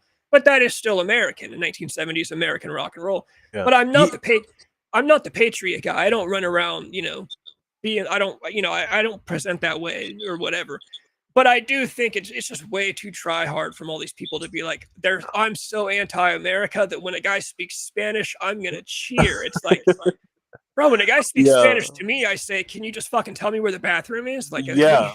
What are you guys you know what? cheering for? I think you know what I thought would have been a great thing, as much as I am like weird about excuse me, as much as I'm weird about Youngblood, I think if they would have had like an Ozzy tribute or something, would have been fucking kick ass. Like, I know Metallica would have been great, but if they did like an Ozzy thing and then Youngblood came up, or I mean whatever, like I think that would have been kind of badass, and that kind of, I think that would have brought America like together. I think what they're doing is trying to use this. Oh, look, we're nice to everybody. Look, we're kind to everybody, and they know that the Bad Bunny thing is going to divide America. They know everyone on Facebook. Everyone on Facebook, yeah, the show is going to be Banyo for sure. But everybody on Facebook is going to be fucking going crazy. Everybody on Twitter is going to say, you're going to see all the conservative commentators on Twitter say, this is un-American and, blah, blah, blah. And then you're going to see all the, the lefty people saying, oh, well, if you don't like it, you're racist. If you tell someone to speak English, you're racist. You want an English halftime show, you're racist. I'm like, okay, well, let me go to, okay, how about this? I say, for FIFA, right? Let's invite fucking let's invite some fucking American artists, and then let's see how it goes. I don't think that would go down too well, would it? It wouldn't go down too well. For FIFA soccer, we fucking get, I don't know, fucking Imagine Dragons to head it. Do you think that's gonna be nice? You think that's gonna be cool? I don't think so. So I think the argument is, like you said, like we were talking about, it's clearly rage baiting. They know that they're trying to get ratings anyway that they can. That's what it's about. Because the Taylor Swift thing and all that's not going to work. I'm not going to bring it up again, but I'm just saying that whole thing is not going to work anymore. So what can we do to get things talking? The Black Lives Matter thing is kind of played out now. So now it's like the Hispanic thing now. They're always looking for something to kind of go for it. And I guarantee you, I agree, Fizzle Gig.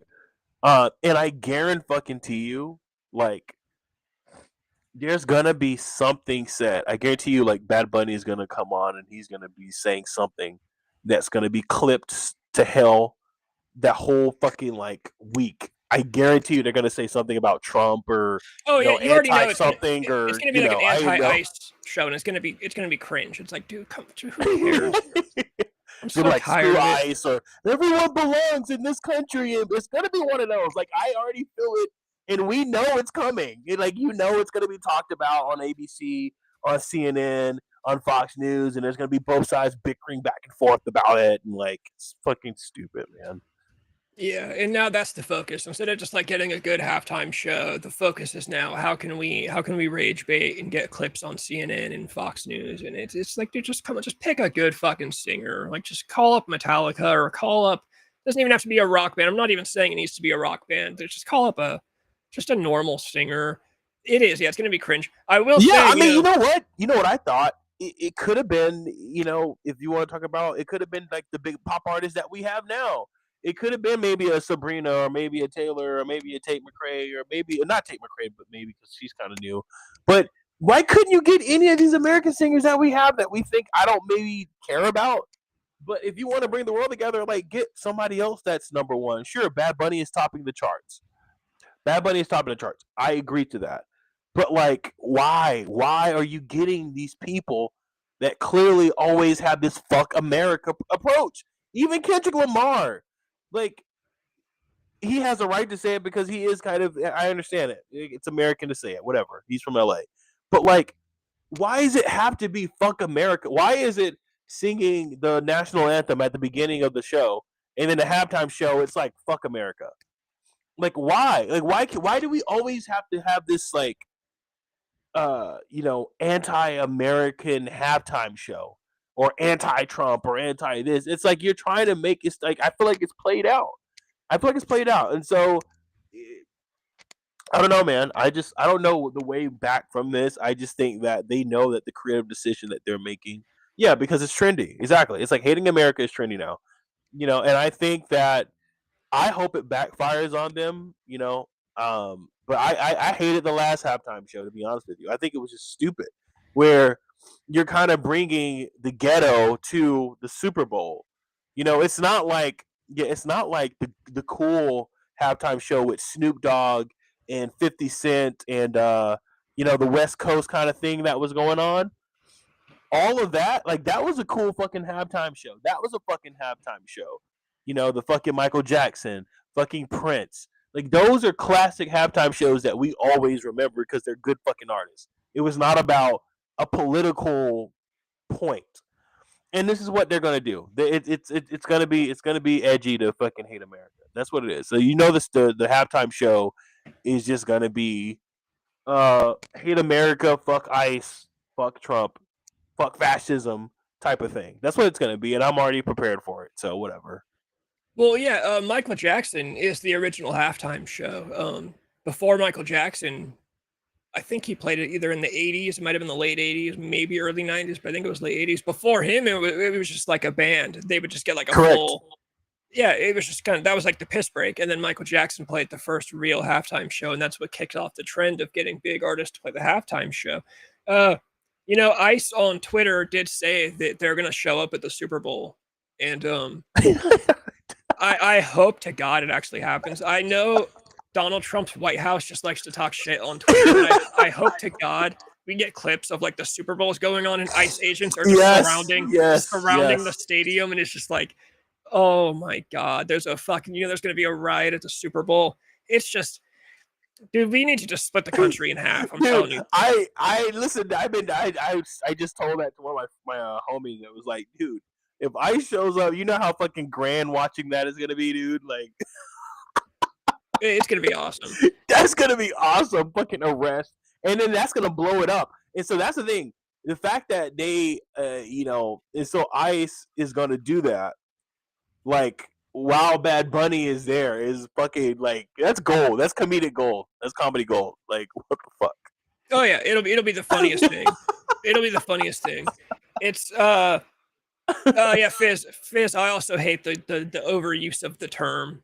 Everything is trauma now. People talk about religious trauma, and that just means your parents made you go to church on Sundays when you were a kid, and it's like they didn't let you play Game Boy during the service, so now you have trauma, and it's everyone overuses that trauma. The thing that sucks is that trauma is obviously a very real thing.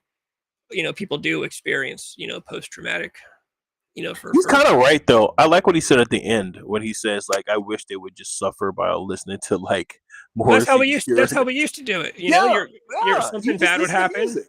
Something bad would happen. Your boys would be there for you. You talk about it with your homies, but you didn't go around making it your personality and telling every single person. you saved it for when you got to know somebody, or the next girl you dated, or generational trauma. The idea that like my great great great great great grandparents. There is one decent argument that I've heard for it, and I can't even actually remember it, but it was a very very specific example of like somebody who went through like a some kind of genocide where they had to really starve. Like let's say my great great great great grandpa lived through a war, and he had to ration his food out to the point that he was starving constantly. When he has kids, he's going to feed them according to his appetite, which is not going to be very big because he's so used to scrounging for food.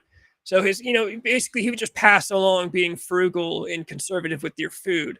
Stuff like that is the only decent argument, but even that is more just like personality, just like, well, you just passed along your eating habits to your kid. Yeah, no, the idea that like because my great great great great great grandfather had trauma, it gets passed down to me through our DNA and blood. Like just stop, you guys. It's not So stupid. It's nothing in science that proves it like at all. It's so no, ridiculous. there's not at all. There's no science behind generational trauma. It's Yeah. personality. Oh man, my generational curses. It's like, oh, my family always had to live in, the ghetto or a trailer park. It's just like, what do you say to those people like on Sentinel Island that has been removed from modern society for almost like 300,000 years? You think they're thinking about generational trauma? No, they think this is all there is. Like, so it's like, it's just stupid. This is stupid fucking cultural shit. It's stupid shit. Oh yeah, Fizz, you know what I'm talking about. But Fizz, and I'm sure, or maybe you would agree to me, that is the only case I can really think of for generational trauma. Somebody that lived through the Great Depression, right? So they're used to being very conservative with their food, so they don't, when they feed their kids, they don't feed them huge portions and servings because they don't want to be wasteful. Exactly. That's just how they raise their kids. That's just passing along habits, right? Any of the generations can come along and make a shit ton of money and then start feeding their kids a shit ton of food because they can afford it. And then that generational trauma is broken like that because it's not fucking real. So yeah, no, for sure. Like I said, that is the one decent argument I've ever heard for it, but I still don't buy it. It's not good enough of an argument. It was a good try. Like when I first heard it, I was like, oh, that's a good try. That is like because none of these people actually argue for these things. You hear people say generational trauma. You say, well, what does that mean? And they just say like, oh, well, if you don't believe it, you're racist. It's always, they don't actually argue for these things. It's the same with everything else. Oh, I don't need to explain it, but if you don't believe it, you're this kind of ist, or you're that kind of phobic. And it's, yeah, Bad Bunny is passing along generational trauma to me through just existing. Seeing septum piercings give me oh dude, septum piercings give me trauma because I've dated a handful of girls with septum piercings. They're always fucking has diseases and shit. Well, they always are. The thing that's funny is most girls that have septum piercings, they get them because they get them when they're teenagers and they have to hide them from their parents, and you can flip them up into your nose. That's usually the story that I've gotten from girls when they have a septum piercing. I say, why did you choose that? And they say, well, I just wanted a piercing and I needed to hide it from my parents, so I got that because you can flip it up into your nose. I'm like, okay, but it looks stupid because the septum piercing to me has always been my least favorite piercing. I used to have angel bites when I was like 18 and 19. I let them go because I got tired of shaving my mustache because it looks terrible to have diamonds over your fucking mustache. But nose piercings, I would prefer a nostril. I like one. Like I have right here. Yeah, that's what I would do. I would never do a septum. I don't like any piercing that's down the middle, down the T-zone. Nothing like I don't want that. I either want because I'm about to hear some bullshit.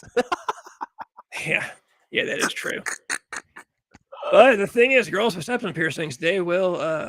They have the fucking good ass pussy. I know that's for sure. They will give you some Riley Reid treatment.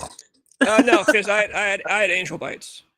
If you ever seen Trace Cyrus from Metro Station, that's why I got angel bites. It's the two diamonds, two studs on the top lip. I ruled the world when I fucking had those. I took over, dude. I got angel bites. I went to Red House in Walnut Creek. Oh, dude, seeing girls who were just like following you around back. If you just got a fucking some kind of lip piercing back in the day and you went to play a show and you had a backpack on and you were wearing size 3 jeggings like I used to wear back in the day.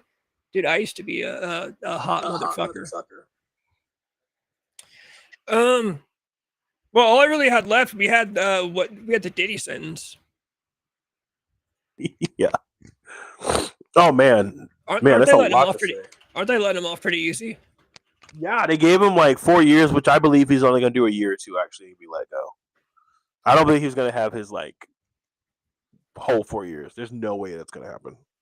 So my theory with the whole Diddy thing in general is everything he did, I would bet you money that like 60% of rappers are doing at this very moment.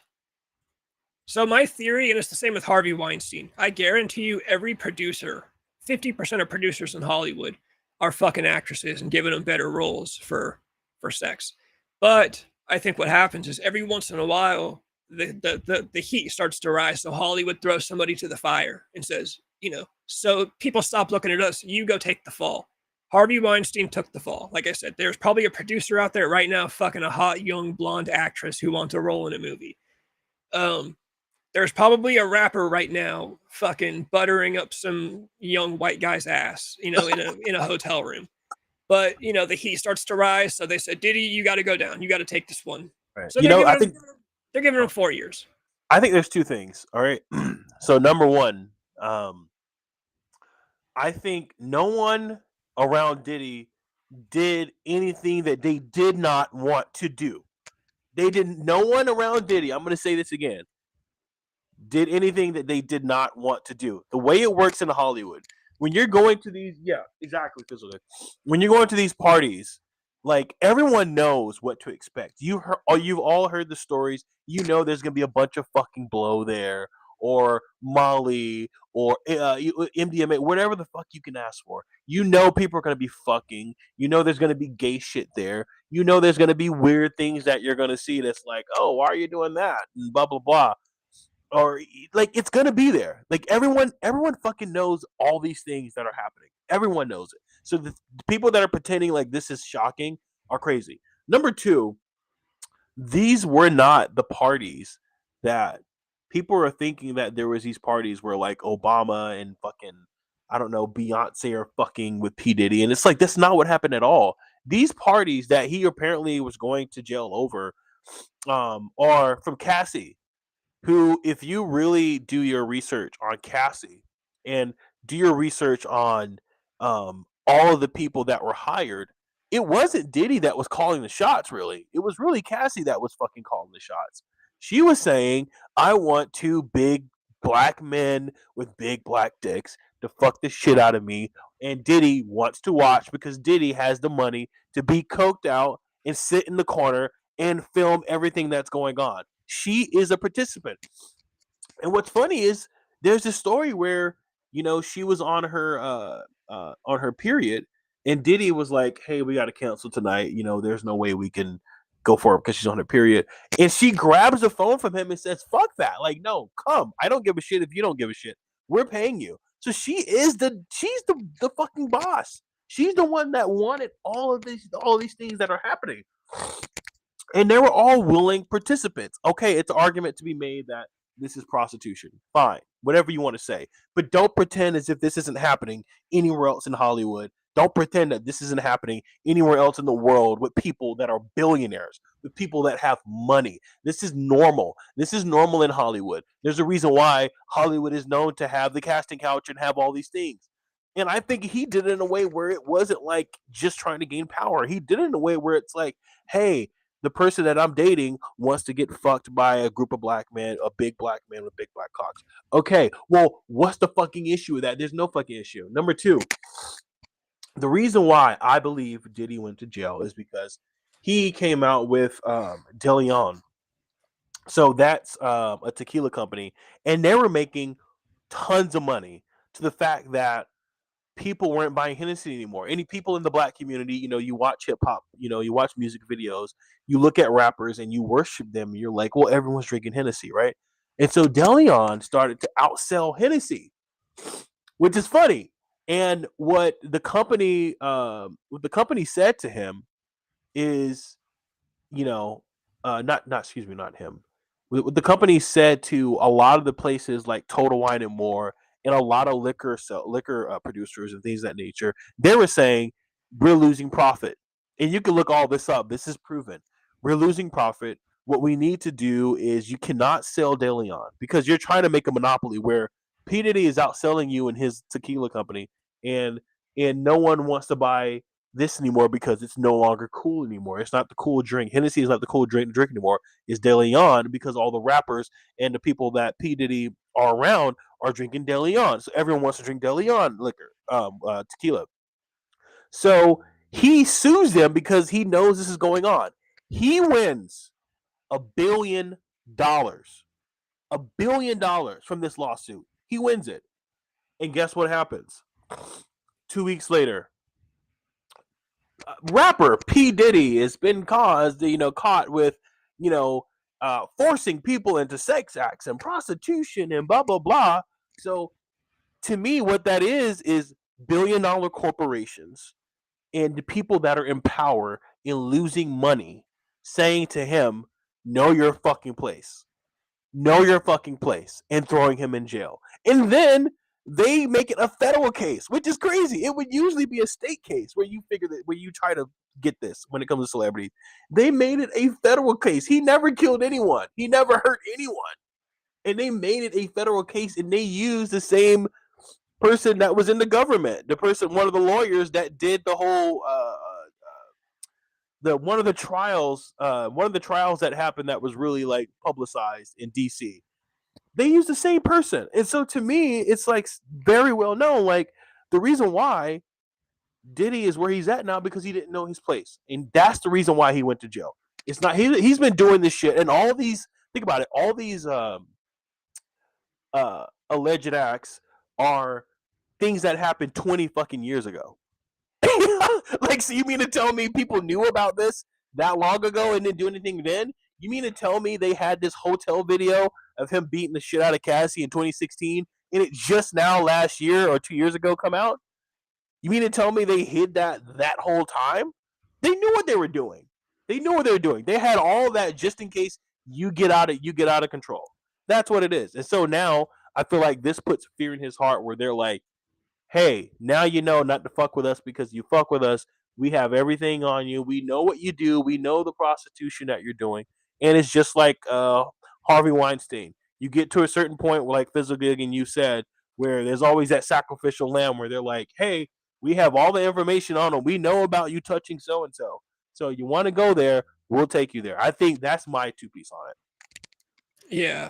Yeah, no, I definitely think they just, they just gotta knock people down a peg and they gotta sacrifice somebody to the fire once in a while. I definitely think they only gave him 4 years too, because like realistically, like for the crimes that they sentenced him for, like whether you think that they're actual crimes or not has nothing to do with the sentencing, right? Like the sentencing is the crimes that they announced, whether they're true or not. But the crimes they're sentencing him for, if any normal person did those crimes, they'd get way more than 4 fucking years. And I think more.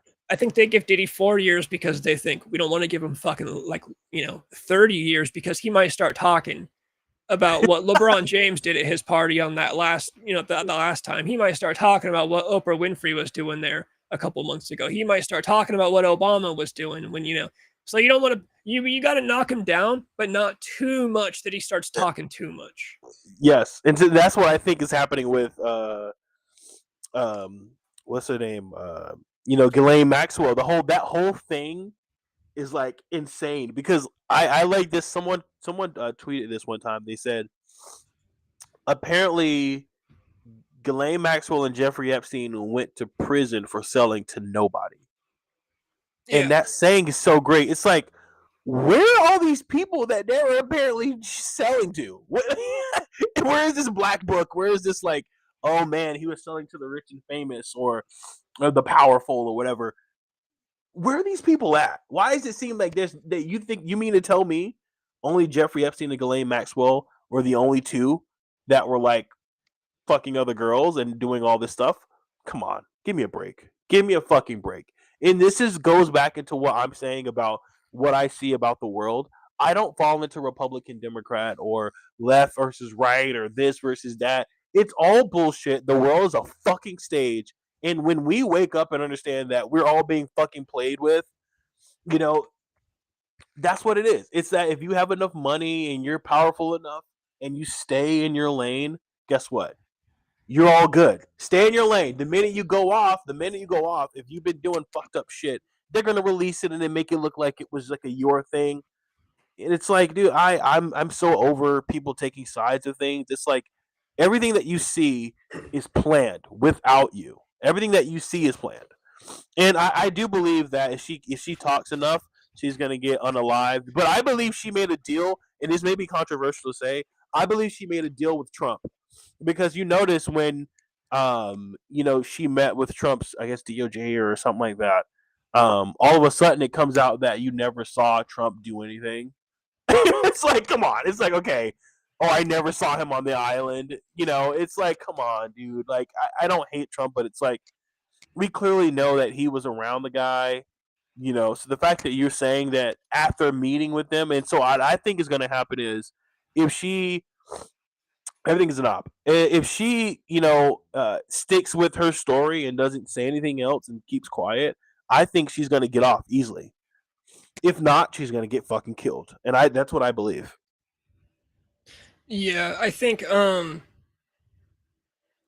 really hope that one day I become like big enough on the internet that like I get framed. Like one day, let's say like one day I've got like 2 million subscribers and I start talking about crazy shit, and like the next day the FBI comes to my house and they're like, "Yeah, we found kid stuff on your computer on your hard drive." And I'm like, "Well, what the like imagine that. Imagine being so popular and like saying such crazy shit that the FBI shows up and finds like child stuff on your hard drive that obviously it's not there. Like that, they plant it and then you get arrested, and then having to go to prison and be like, well, I can't say it's not true, otherwise they'll kill me. Like, imagine being in that position. Like, well, I just gotta like eat the charge. I just gotta let my friends think that I got kid stuff on my computer because I popped off on the internet a little bit too much. And so someone like Ghislaine Maxwell for sure has to be in that weird place where she's like, well, I could like say a bunch of stuff that would clear my name, or I could just be honest about stuff, and say what happened, or I could just put all the blame on someone else. But it's like, what line do you walk to not get killed and to try and get a better sentence? Like you're literally just walking on a fucking crazy tightrope. You know what? And you know when you want to go down a creepy road.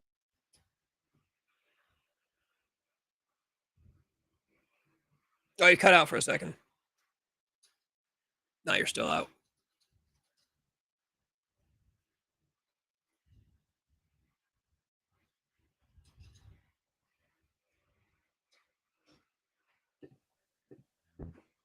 Can you hear me now? Yeah. Okay, so think about this. So, what if like that whole you seen the guy that the David where they found a girl in the back of his Tesla? With the what? You remember they found the girl in the back of his Tesla, the Okay, artist. yeah. What's going on with that? Like, I mean, if like, what do you think is going on? Like, you know what I mean? Like, I don't know. Isn't that like a really small rapper though? He's not. I think that's the point. What I'm trying to make is, it's not small. He's kind of like gaining something. Do you believe that this is part of like something going on? Like the fact that he's not in jail right now. Like, why isn't he in prison right now? Like, That case what's is going? weird. That case is weird because I think that guy's too small to have any like, I don't know. Like, I almost think he actually just killed a girl, and the police and they happen to be handling it or just bullshit. They just or I don't know because he's Yeah. not. It's not fucking Jay-Z. Like, if Jay-Z, you find a dead girl in Jay-Z's trunk, then yeah, something weird is going on. But I don't know who the fuck this kid is. I think he just killed a girl. No, I But yeah, think what I'm saying is more like, do you believe, like, I know this gets creepy, but like, do you believe that was like Hollywood probably told them like, hey, you need to sacrifice something. And I know this doesn't get conspiratorial or whatever. It may sound goofy, but like, I think shit like this does happen. Like, and he sacrificed a girl, and they said this is where it's gonna go, and something went askewed, and now they're trying to figure out how to get rid of it so that he can grow as an artist, or could have grown as an artist by doing this. And I think he just got caught, obviously, or somebody, in some way he got caught. It may sound, it's like, obviously it's a conspiracy theory and it's not proven, but it's just really weird to me that he killed a girl and he got away with it. And he's not a big actor to be able to get away with it, to me, which is like, it's blowing my mind that anyone, if I, had a girl at the back of my truck that was fucking diced up, I would be going to fucking jail. Like I would be in jail. It would be you would be in jail until we can prove that you didn't do it because it's just your fucking car. And then you made a song about romantic suicide. I mean, romantic homicide. So it's like, I don't know what's going on with that. I think it was something that, and this is like a conspiracy, so I can't prove it. I think he killed her as a sacrifice in Hollywood, and something would askew, and timing was fucked up, and he didn't get off of it. So it's going to be hard for him to come back from a career with that. But if it is true that I believe the Hollywood sacrifice things happen, I believe he's going to come back stronger than ever, and they're going to, throw it on someone. Someone did it, and he's exonerated. But it's just fucking weird. I don't know. It would make sense. Like the dead girl was originally supposed to be blackmail to have over his head, but some slip up happened and the cops just happened to find it. And Hollywood's like, fuck, they weren't supposed to find that body yet, You were supposed to use that as blackmail for the rest of his life, like the way that Bill Clinton is like under blackmail, shit like that. Fizz, like the last three things you said have been the most true things ever. I do want to be famous so I can do cocaine off of strippers' asses without fear of consequences. You can do that now, man. Come to Hollywood. You can do that shit anytime. And I do want to roll around with a dead body in my trunk. I don't want to put the dead body there. I don't want to produce the dead body. Dean. I just want somebody else to put. I want to be so rich that I can pay somebody to just put a loaded dead body into my trunk, and then I just go for a drive with it. That's what I want. I don't even want to touch it. I don't want to deal with it. I don't want to smell it. Fuck you, Vizzlegang. Just put it in my trunk. Just put it in my fucking trunk and let me roll around. And if the cops pull me over, the car's, I don't know, not in my name. I run off in the back roads. They don't find me. I'm a rapper. It doesn't matter. I'm a rapper. I don't have to do time.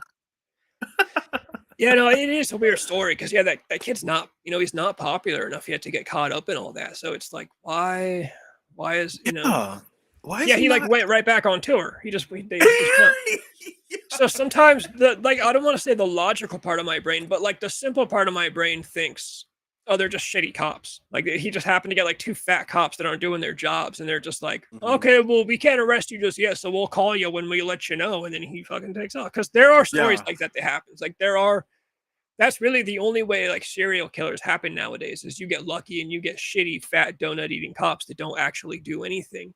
And he's back in drilling you. Monster Palooza? Are you going to Monster Palooza? What the fuck is a Monster Palooza? I think it's a convention. I think it's a horror convention. Probably not. I don't know, man. These things are weird. I don't know. Like I'm like, what do you even do there? I just meet celebrities and shit. I always want to go. I just wouldn't want to do a lot of fat girls. $100 to meet a fucking actor. Like it's weird. I don't know. I mean, I do love going to. I went to like a lot of horror fests when I was like where I am now, like back east. I like to go to one in Florida. That's pretty good, like horror conventions and shit. But yeah, I mean, I don't mind going if you're going. It's fucking cool. I love horror movies. I love fucking horror. I think I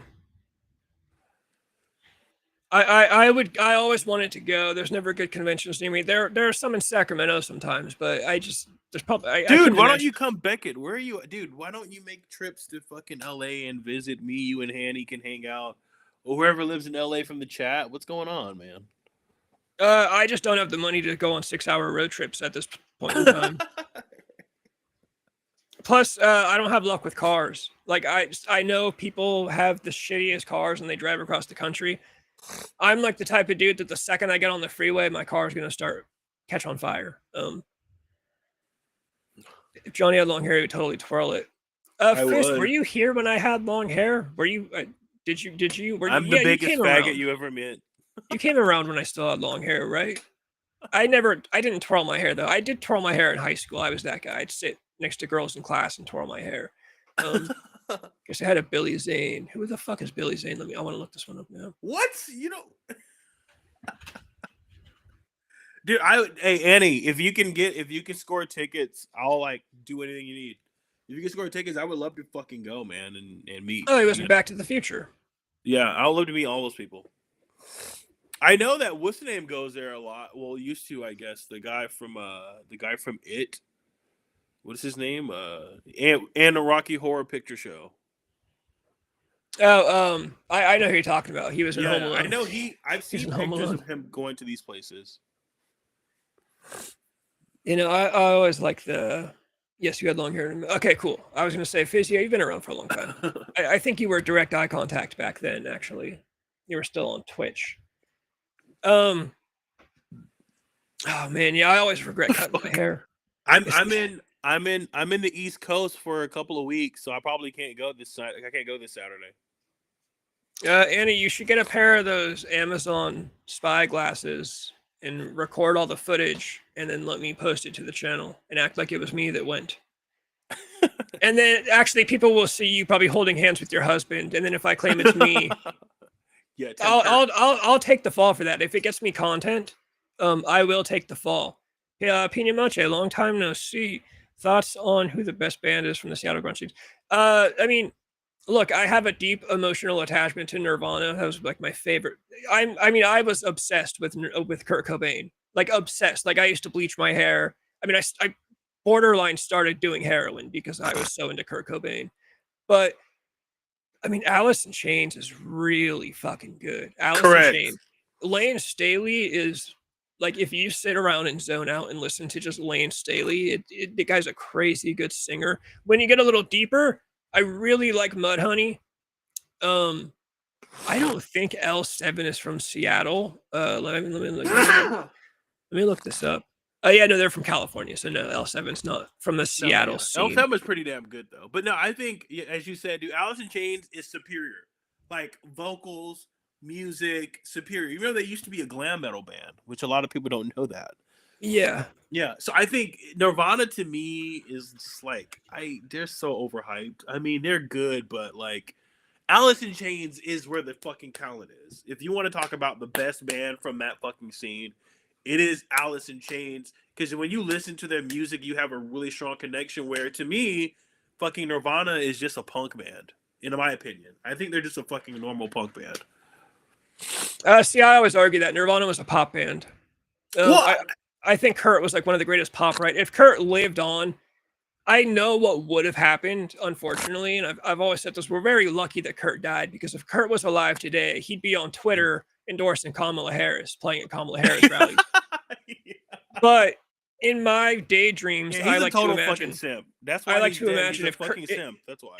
If Kurt had lived on, I like to imagine that he would have been like a pop writer. He would have just done acoustic music, or you know, right before he died, he was writing music with Michael Stipe, I think his name is, the singer of REM. I hate REM, but Which interesting to hear. Interesting to hear what would have happened if that music got released. When I say when I say punk, I don't mean like what you think of as like hardcore or anything like that. What I mean by punk, I mean like that very simple 2-minute fucking songs. That's what I mean. Like the playing style is punk. I don't mean the lifestyle. I don't mean the lyrics. I just think if you really listen to a lot of what they're doing, it's just fucking simple punk bands. That's what it is. It's really like a Ramones type of vibe to it. That's what it is. It's not grunge. It's not rock and roll to me. But I mean, I understand what you're saying. They're a pop band. Like they're like the face. They're like exactly. They're like the face of you know, every generation has those people that are not the real people of that time. Like I don't know how else to explain it. Like um well, when you think of grunge, like Nirvana is the band that like the industry upholds and says, "Oh, this is what rock and roll is right here." And then the people that are in rock and roll are like, "No, this is the real deal, not these people." Sure, they're paying homage to, you know, that scene, but we know who the real fucking people are. We know who the real fucking people are, and we know the real fucking people at the time. Like if you look at you know, you think of glam metal, you think of, you know, if you think of Poison or something like that, it's like, no, those weren't the real guys at the time. Poison, yeah, in the late 80s, glam metal, in era glam metal, you had, you know, Poison as like the guys, but everyone knew you had fucking Faster Pussycat, you had fucking LA Guns, you had fucking Guns N' Roses. You knew that they were the fucking sleazy real street crowd. We knew that Poison was the pop band that of that genre that people just held up as like, oh, look, this is rock and roll. And it's like, no, it's not. It's not fucking rock and roll. It's pop. And they're using a scene that's blowing up, and they want a band to control in it. So I think Nirvana was their playing style was punk, but they were, as you said, like a really great pop band. Also, yeah, verse, chorus, verse is a brilliant song. Drain You is like one of the greatest pop songs of all time. And I know they're from Los Angeles, but of course they kind of made Seattle their home. I really like Hole. I know everyone hates Courtney Love. I fucking love Hole. They're fucking good music, man. I love Hole. Live Through This is one of the best albums of all time. Pretty on the Inside is a great album. Teenage Horror, Garbage Man. That is a pure grunge album. Hole's first album, Pretty on the Inside, is like an actual grunge album, and it's very slept on. It's like actual garbage. It's such a good album. I honestly am not a big Soundgarden fan. That's always kind of been one of my hot takes. I actually hate Pearl Jam too. I fucking hate Pearl Jam. I despise Eddie Vedder. I get it from my mom. I hate Eddie Vedder. Soundgarden, I don't hate Soundgarden. I like their song "Fell on Black Days" a lot. If you know, I'm sure you know that song too. Then Pina Moche, but I respect Soundgarden. Pina Moche. You might think this is interesting. I heard somebody say this one time, and I don't remember who it was, but they basically said, in grunge there's the big four, and they all, I don't like the term grunge, but it's the word I have to use because that's the word this society has associated with this form of alternative rock. All the big four, they have like a certain subgenre. So they basically say that like Nirvana is like punk influenced grunge. They say Pearl Jam is classic rock influenced grunge. Alice in Chains is like doom metal influenced grunge. And then Soundgarden is like acid rock influenced grunge. And I kind of like that idea of Soundgarden because they are kind of acid rock-ish, especially their older stuff. Yeah. It's very 70s. I do like, there's some really early stuff like their first album. I can't remember the song titles, but and I respect of course I can't remember names. Their fucking singer. They're a legendary singer who has a great voice. Chris Cornell. He is an undeniable singer. But but you can't do. I mean, as much as I like to joke about Pearl Jam, they had some fucking good bangers. Like I think they were another pop, sensation kind of thing. I think they made some good bangers, man. Like when you're driving in the car, fucking Pearl Jam, Alive or Black or those things come on, you're like, this is fucking cool. I don't think it's like the best rock music in the world, but like it's pretty damn good. I'm not gonna lie. I don't like Pearl Jam, but they have some good jams when you're like, it's like good jam music. That's what it's called, Pearl Jam, right? It's good jam music in the background to me, in my opinion. Mother Love Bone too. If we're gonna go deep into like classic Seattle, like original, Mother Love Bone. They've got a song, Stardog Champion. That's a great song. Love Battery. Love Battery is cool. I had to pull up a list to remember these guys' names, but these are the names that I used to listen to back when I was with my ex-girlfriend. We used to listen to a lot of Seattle alternative rock. I always hate how Smashing Pumpkins gets lumped in with this scene because Smashing Pumpkins is so not. I love Smashing Pumpkins. De La Soul. What the fuck, bro? What? Fizz, did you used to play in a band called De La Soul? Hey, Fizz, I did like the Holes comment. I like how you forgot Stone Temple Pilots. Stone Temple Pilots isn't grunge. That totally is like grunge kind of influence for sure. No, they're really? One of those bands. To me, they're like one of those bands like Smashing Pumpkins that just got unfortunately lumped in with the group because they were around the same time. Like I said, first of all, I don't even the singing style of him like was pretty damn grunge. I mean, I don't believe Smashing Pumpkins obviously is grunge, but like, I mean, you could say post grunge, but like, I think a lot of them were. I don't know, man. I feel like a lot of it was influenced. Okay, here's the thing.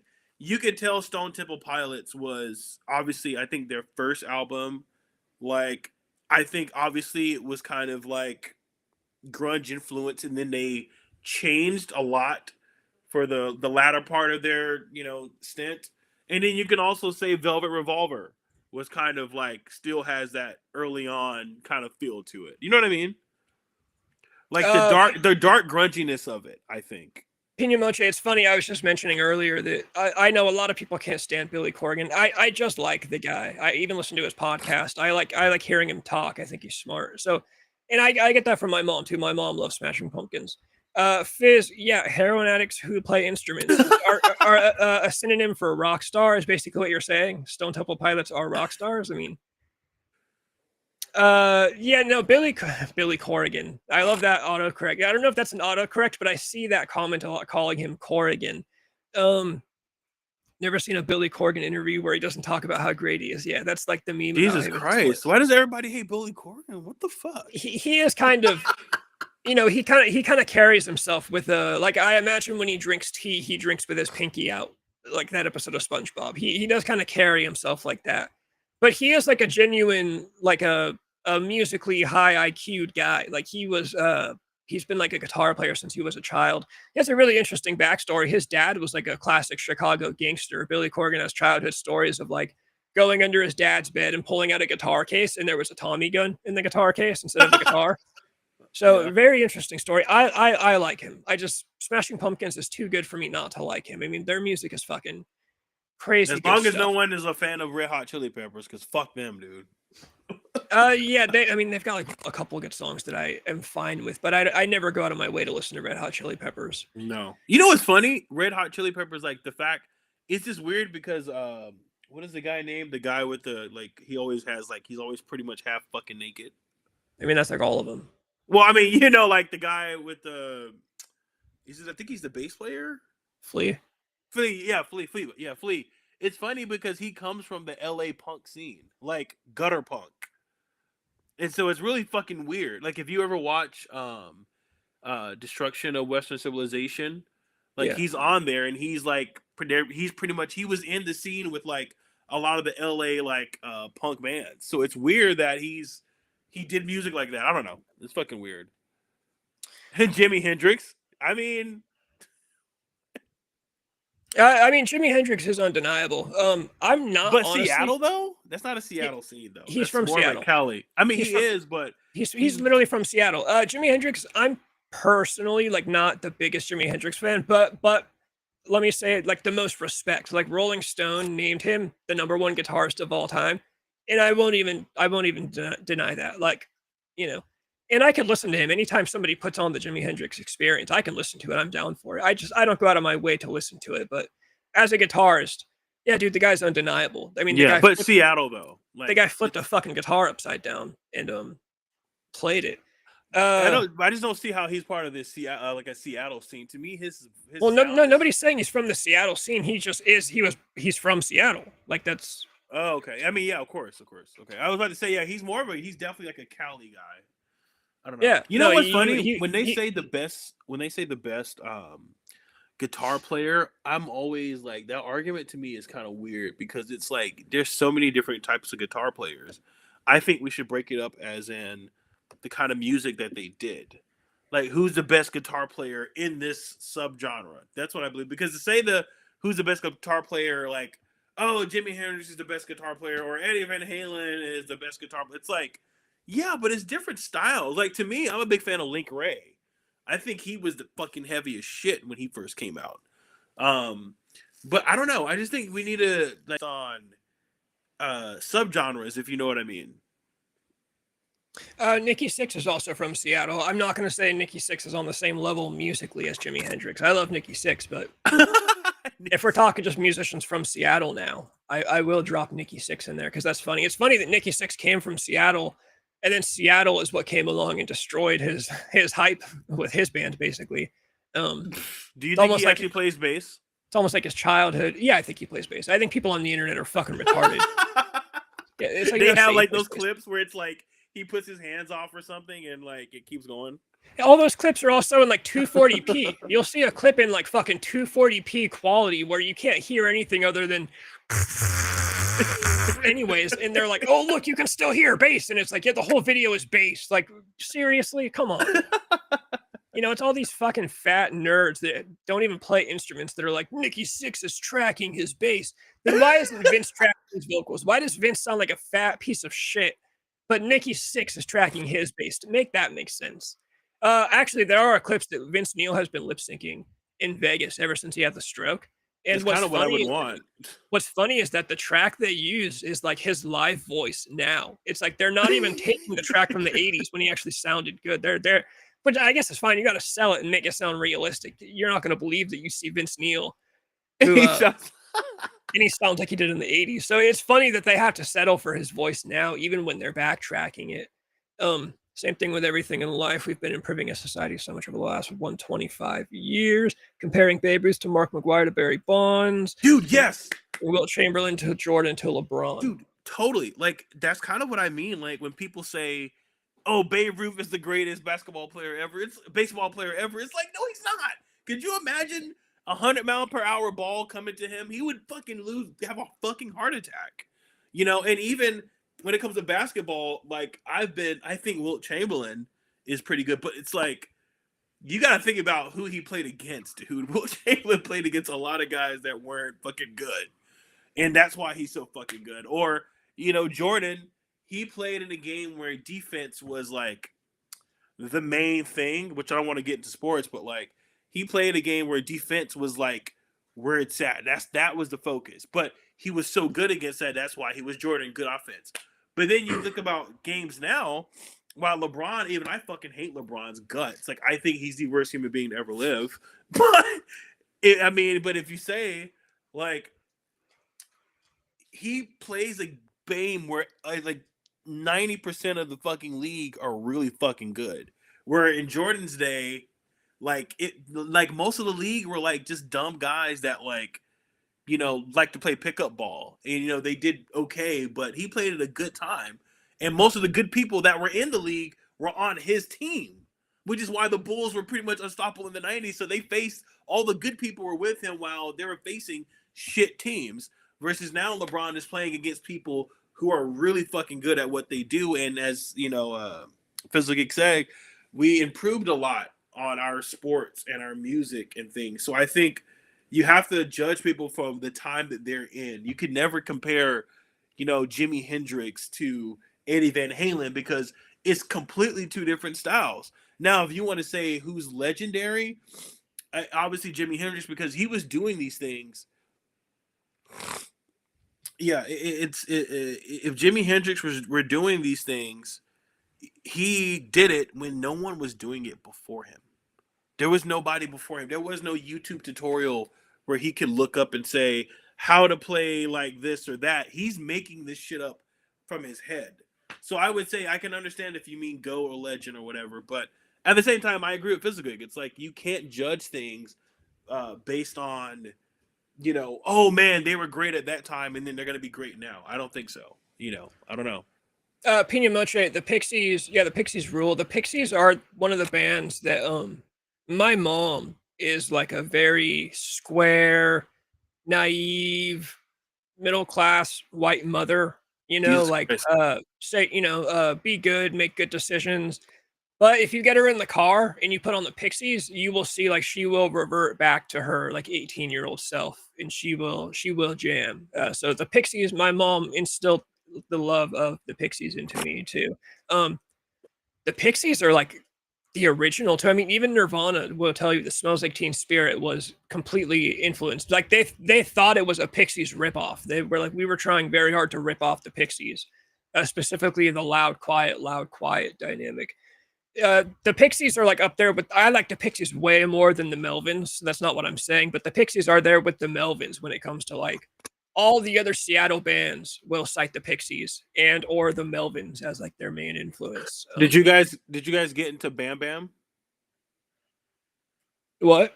Did you guys get into Bam Bam, Tina Bill? No. You should you should look at that. Like look into that. That's if you want to say where Nirvana, I feel like got a lot of their style from, it's from that group. And they were doing like Seattle sound rock in like the early 80s.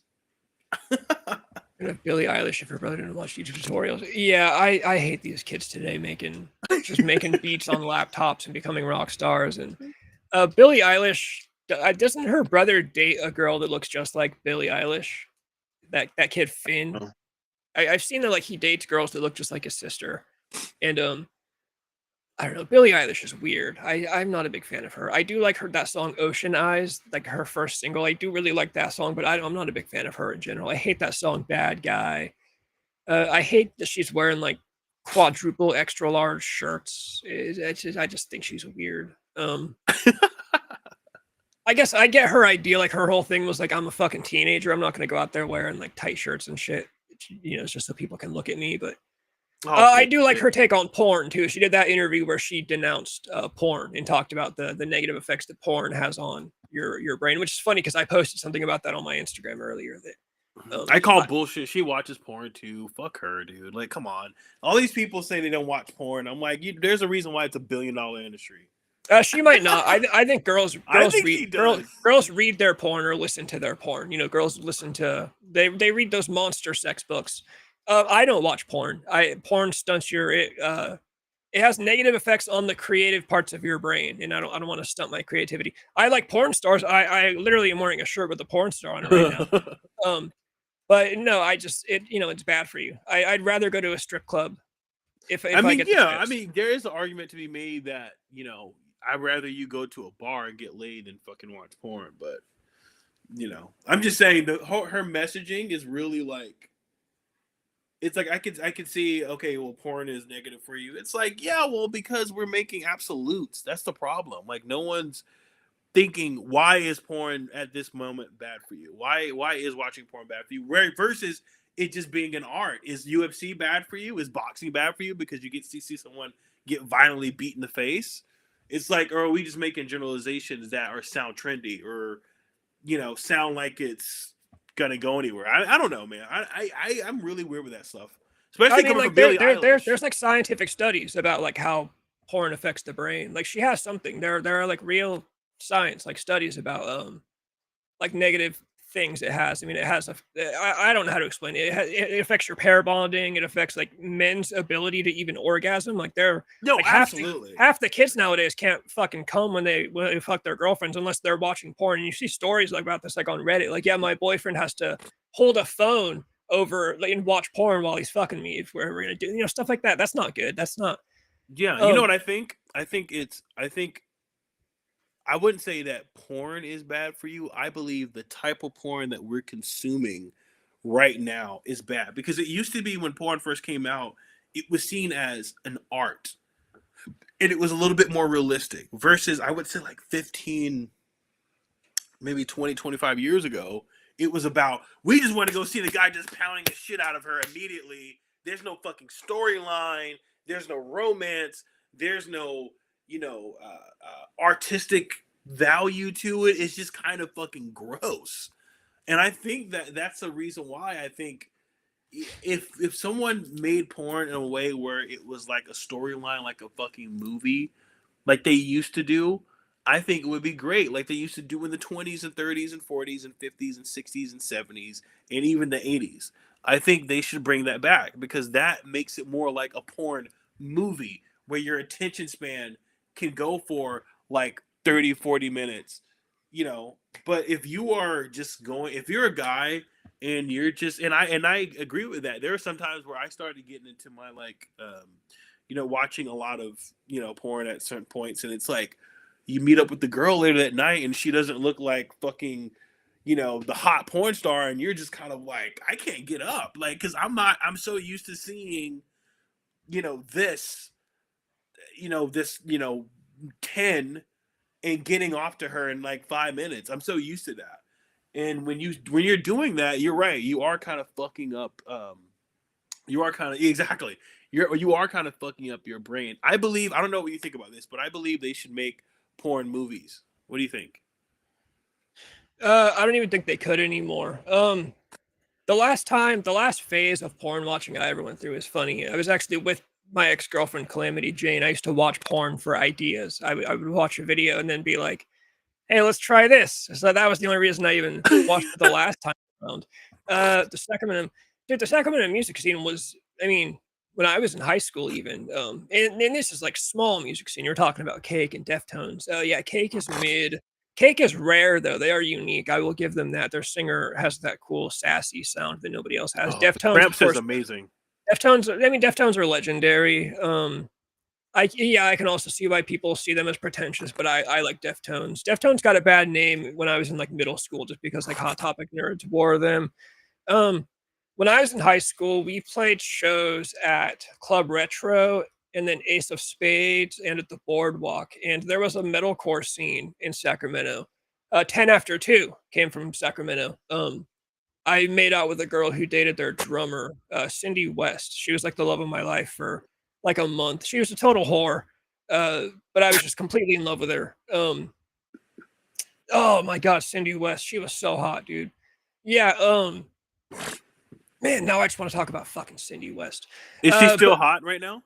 I haven't seen her in years, and the last time I saw her, I don't think she is. But oh yeah, I'm sure Cake used to play house parties in Davis. I played on the radio in Davis when I was in like high school. We played on KDVS Live. We played a whole session and did like an interview and everything. Used to work with a guy whose daughter was married to one of the Deftones. Yeah, there are stories like that. My mom was friends with a girl who hooked up with one of the dudes in Green Day. I think it was Billy Joe. One of my mom's old homies hooked up with Billy Joe from Green Day when they used to play like house parties in the Bay Area and shit. It's always funny that like our area does have people around. I mean, Deftones is one of like the biggest rock bands in the world today. And they're from fucking Sacramento.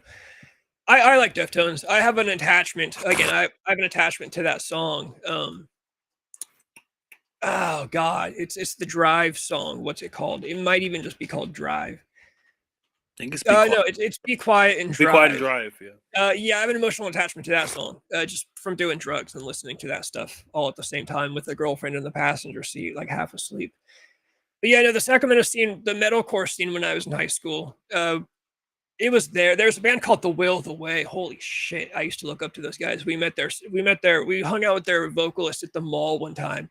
This was like 16-year-old me, like nerding out over just some dude from Sacramento who wore girls' pants that screamed really good. But we were never cool enough for that scene. There was like a decent, cool metalcore scene in Sacramento when I was in high school. But when we were in high school, we didn't listen to stuff like Cake and Deftones. I didn't get into Deftones until after high school. But I always knew of them. I just never cared to listen to them. Fizz and Pina Mocha, you guys got to stop talking because I'm gonna make us quit here in a couple of minutes because my phone's gonna die and I want to charge it.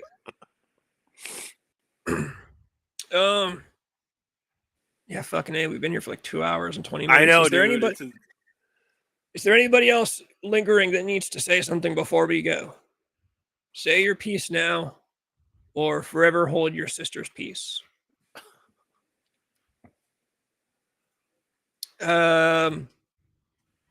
Shit. I'll be back on Monday. Fizz, when you get a chance, yeah, get on Instagram and look at that message from me. We might do something on Tuesday.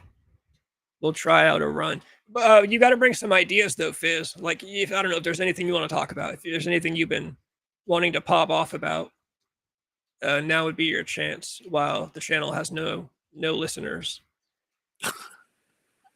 Sometimes I'm bad at bringing ideas. There's a handful of ideas tonight, actually, but I got lucky with a few bits of good news, like the Rob Zombie thing and the Bad Bunny thing, for example. Right on. Yeah, hell yeah.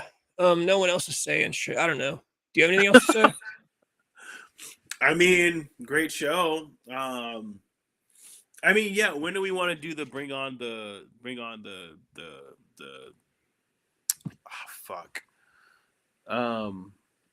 what do you call it, the tarot card person or whatever, or we want to do like one of the Hey, we do that whenever. Okay, yeah, because I've been messaging somebody and I don't know, I think she's kind of like being slow to respond because I think she's looking at the page trying to figure out like what the fuck. If we bring on a tarot card reader, Fizz, please show up for that one because I want you to. You know what? We could definitely. What you could do is like, let me confirm with her by tomorrow.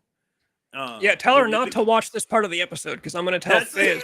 That's what I'm like. Fuck, like, is she watching and like? Fizz, dude, please. If we bring on a tarot card reader, Fizz, I need you to show up. I need you to show up with some good stuff. I need you to tear into this fucking. Because I'm gonna do it. I'm gonna go for it. Fuck it, I'll go for it. If we bring on a tarot card reader and she starts saying some goofy shit, I'm gonna ask her, hey, I want you to tell me something about me and some ex-girlfriend or something. And if she says anything goofy, dude, I'm gonna fucking. But it let has to rip. be. I think we have to do it slow though. Like we have to be like. Oh yeah, yeah. Of course, you start- build up. You don't just come out the gate and then she Yeah. jumps off. We want her to stay here for like an hour, right? Warm her up for an hour. Okay, so I'm gonna confirm with her by tomorrow, and then I want you to like maybe message Fizzle Gig and say, "Hey, next week we're gonna do this. Please be there at 6 fucking o'clock." Yeah, I'm Fizz, excited when about this. Fizz, if we have her on, we'll give her an hour, right? We'd be nice for an hour, and then we can let it rip. Because yeah, you don't want her to quit within the first 5 minutes and log off. Yeah. But yeah, I need to start doing that more. Annie did have a great idea at one point where she said you should go on Craigslist and find people who offer services like that, or like entertainers, right? I don't know, maybe we find a guitar player, some guy that sings and plays guitar, a little solo acoustic guy. Tell him, hey, I like your work. I want to bring you on the live stream, sing in front of the audience. Bring him on, and then he sings, and we just go, "You motherfucker, you suck ass," and just tear into him. I would like to start doing stuff like that. Bring people on, be like, dude, yeah, your shit's hella cool, man. Come on, it'll be tight. And then bring them on and then just be like, yeah, show would be That'll be hilarious. fucking rad. That'll be rad. And then we get a reputation. Nobody wants to come on the show. But that would be fine. We'd have to learn how to explain to people like, no, don't worry. That. Yeah, which I'd be down to do. I'll navigate the fuck out of that. Okay. All right, I'm going to hit the outro. We're going to get out of here. All right, sounds good. All right, later, guys. And we're all here today to groove and have a beautiful time together, and that it's only the beginning.